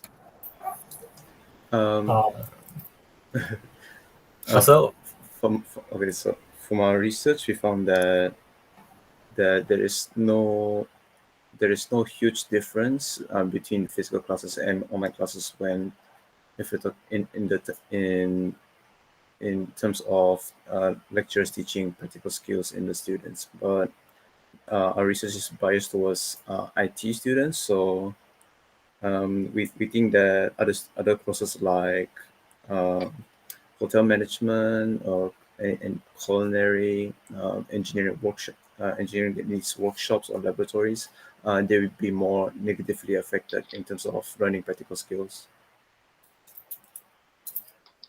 Okay, thank you. I think I agree that, but I agree with Russell just now. He mentioned about because we are in computer science field, so I don't think there's much different if we are really in physical class or in online class. However, I think there's still some different if we are in class, face-to-face class, and in online class because in physical class, of course, we can feel the presence of the people there. We can feel we can see the expression. And I think in this online class too, I can say that most of the student, you guys never meet each other. So that you do not know how to, what's the term? You do not know how to interact with each other in the real world if you go to work. But as in terms of the skill by computer science student, I don't think there will be much different. Okay, so I think I agree with you. I have a question to Celine. Celine, so this research, what kind of research do you think this is? What type, sorry, not what kind, what type of research is this? What type? Do you think it is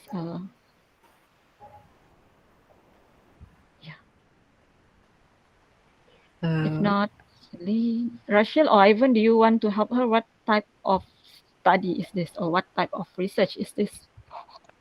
It's more for prospective study. Perspective? What do you mean by perspective study? Yeah, Google. Try to Google what type of research. However, this is a survey. If you go Yeah. and check out, yeah. So, yeah, this is a survey study. So, next, I have a question to Rachel. So here in your presentation here, you mentioned about few skills. So based on what or where did you get that skill that you need to measure? The skill that you mentioned just now?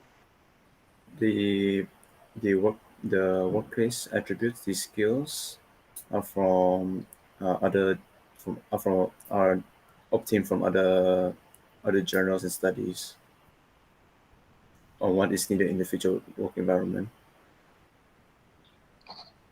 Oh, that means you adapt the skill to include in your questionnaire. You take the skill to be included in your questionnaire, right? Yeah, but we're not using we're not adapting any other researchers' questionnaire. We're more like adapting the skills they reach from their conclusions. Okay. So since your group mentioned about online classes, I want to ask, is online classes, do you think they apply the concept of cloud computing? You know what is cloud computing, right? So do you think they apply this cloud computing into the online classes?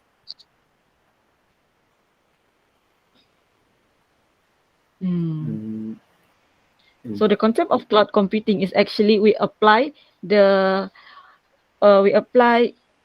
what not. Okay, so the concept of cloud computing is actually we move everything into the cloud.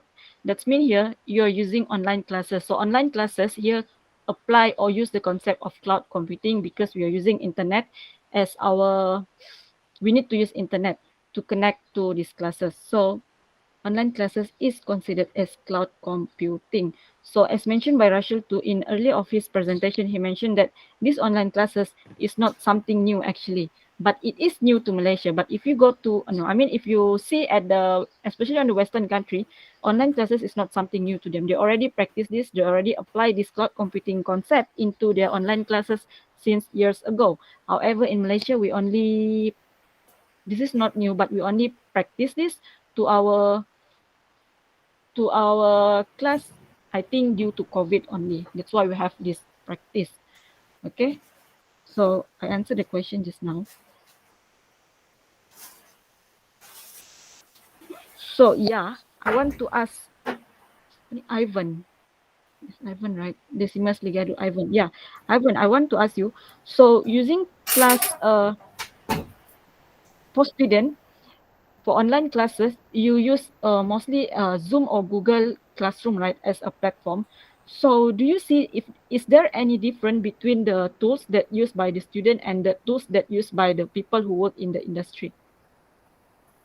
I mean in the workplace.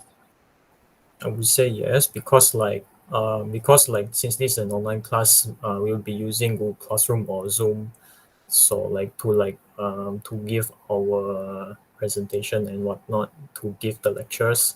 But maybe if you're talking about company wise, maybe they are more similar, but I think they will use other platforms to like let's say for more private conferencing and something like that lah, for meetings, something like that. Yes, actually it is different based on the need. So for student, I think it's enough for you. If it's not you, it's enough for us to use Google Classroom and Zoom. But for the workplace, in the industry, of course we use. For the workplace, as far as I know, they mostly use Microsoft Teams and Zoom lah. So it's quite similar actually. Zoom, yeah, Skype for business, Microsoft Teams. So it is actually because of the need. So I want to ask, Rachel. No, sorry. This one is Ivan. So I want to ask Ivan again. So do you think the skills that you learn due to these online classes, the skills, what is the skills that you think that you can apply in your future workplace as a computer science student? I would most likely say adaptability, because since we are doing it online, right? We are still doing it on computers because we are IT students. But if we are going for like a required workplace, we will still be using computers, but I guess we will need to adapt to more to the what the workplace actually wants. Like maybe they have different requirements to like in the IT department. Okay.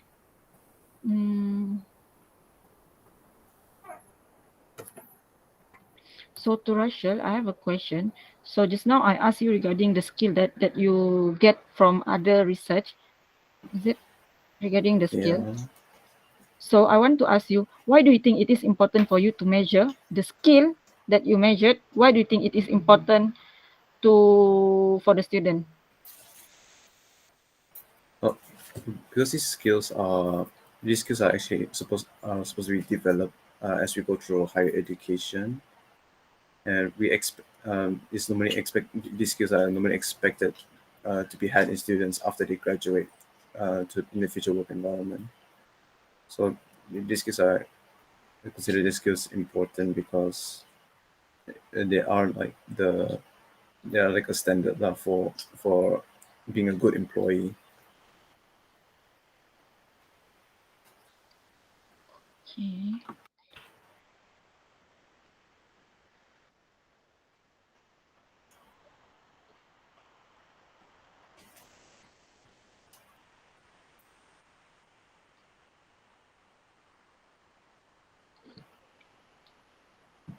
Wait, I want to ask one more question.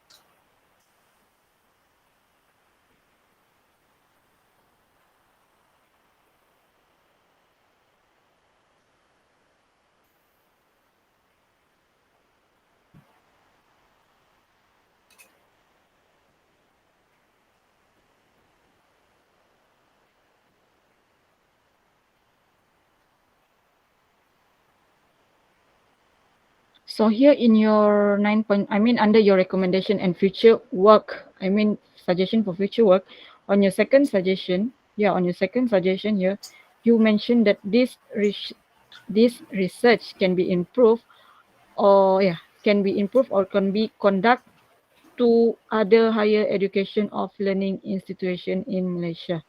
So do you suggesting this do you suggesting this future work focusing on one specific course or one specific program? Yeah.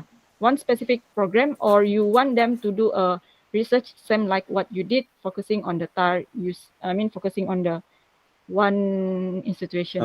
Online classes, on the online classes specific to the institution in general.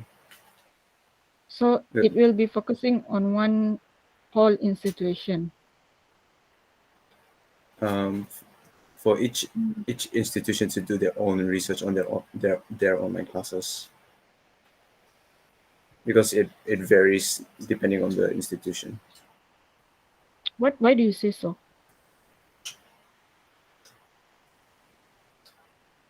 Because if you say focusing on one institution or one institution, for example, I think for your research,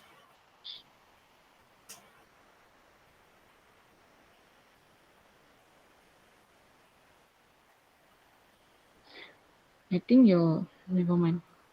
So your answer just now is one higher, as a whole institution, right? Okay, it can be for each institution to do survey to research on their own online classes, and it can be on all the institutions in Malaysia as a whole. It can be both. Okay. Celine, I want to ask you, this one will be the last question. Celine, I want to ask you, do you think as a student, is there any benefit that you get due to these online classes? I think the benefit would be for a lot of us, we can just since we are using the computer most of the time or laptop, we can do a lot of research on like any specific topic when we need to search for something.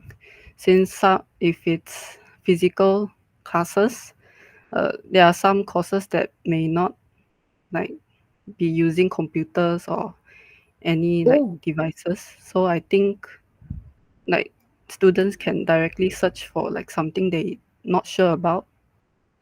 So I think it can be a benefit for some students. Oh, okay. Good answer. So is there any more question from the student? Yes, there is. Jeremiah, do you have question, Jeremiah? Confidentiality, Daniel, do you have question?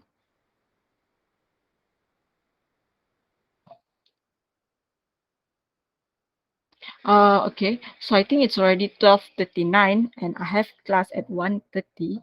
So I want to ask, to the group, thank you. You already done your presentation. Thank you, Celine. Thank you, Rachel. Thank you, Ivan. So I want to ask to all of you, since we have two more group, okay, is it okay if we proceed or if we have like 1 hour of presentation tonight to complete everything before next week? Because I have my concern. So can we have like 1 hour tonight so for everyone to join, especially to those who haven't present?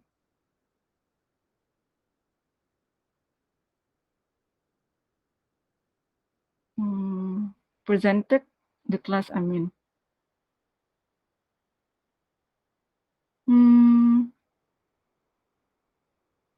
should I do next week? But 1 hour, 30 minutes. We have 3 hours, so I have one more 30 hours. But I need to do this discussion. Never mind lah.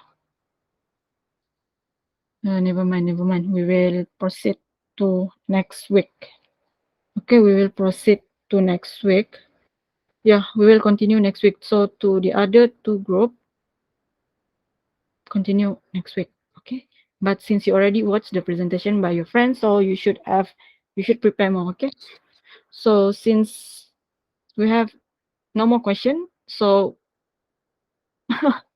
OOAD, yes, OOAD, why? OOAD is tonight, right? Yeah, tonight. About the presentation is next Monday or Wednesday. Berapa three group, right? Is it Yeah, it's three? three Yeah, group. yeah, three. Yeah, I already answered my question. Three group.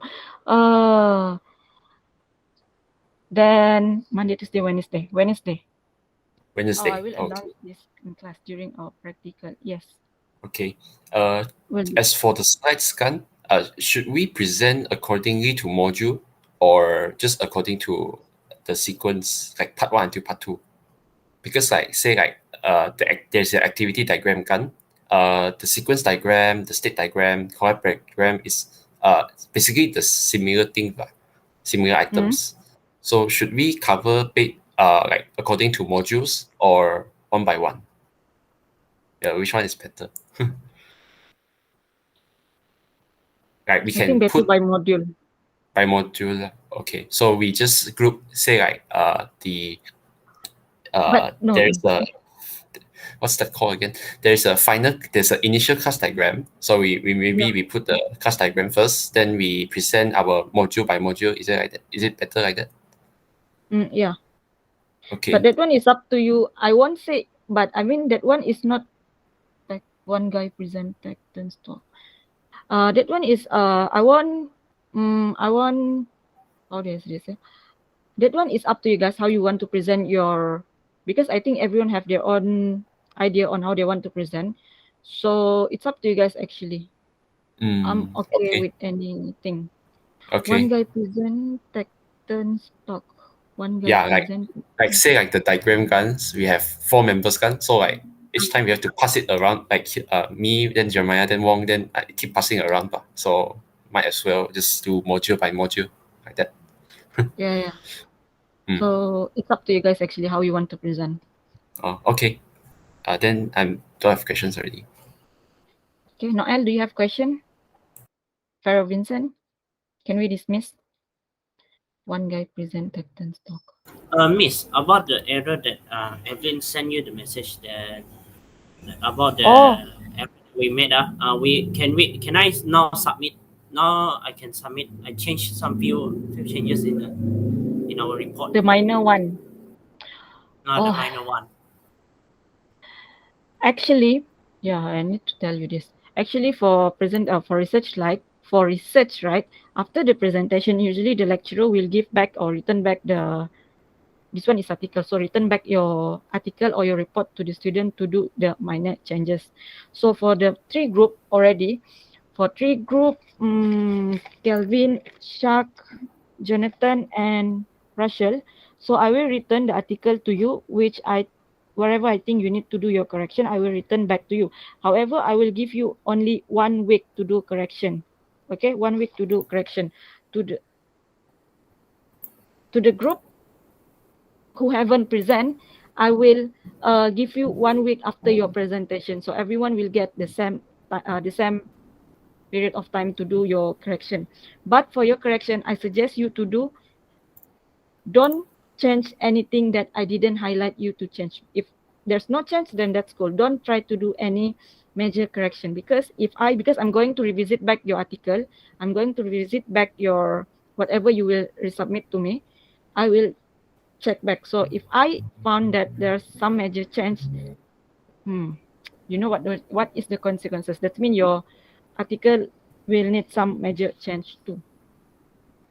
For this group, I give until this one I haven't think actually the exact date, but I will confirm back. But only to the group who already present. But to those who haven't present, don't worry, I will give you the exact same time with them too. Okay, Noel and Daniel. Okay, Daniel. Yeah, okay. Is there any more Miss, questions? you will receive a message of my group submitted later, because right now I already mentioned, because some of the intro that that Evan put at the reference, right? We have put the IN. He hasn't put it, so he already changed. We already put the article to justify our intro. So right now I will put it. Right now I also create the file for the create the file for zip files the change, the minor only lah, the minor change only doesn't affect at all lah. Yeah, I The think Alvin or results. yeah, it's okay. Right now we make it so Miss will be see later on, because the IN we already changed. Yeah, Okay, then that yeah. one is Right now, considered as minor. Don't worry, Daniel. It's okay. That one is minor. Okay. You can do the correction when I give you the time to do correction. Okay, Daniel and the gang. Don't worry.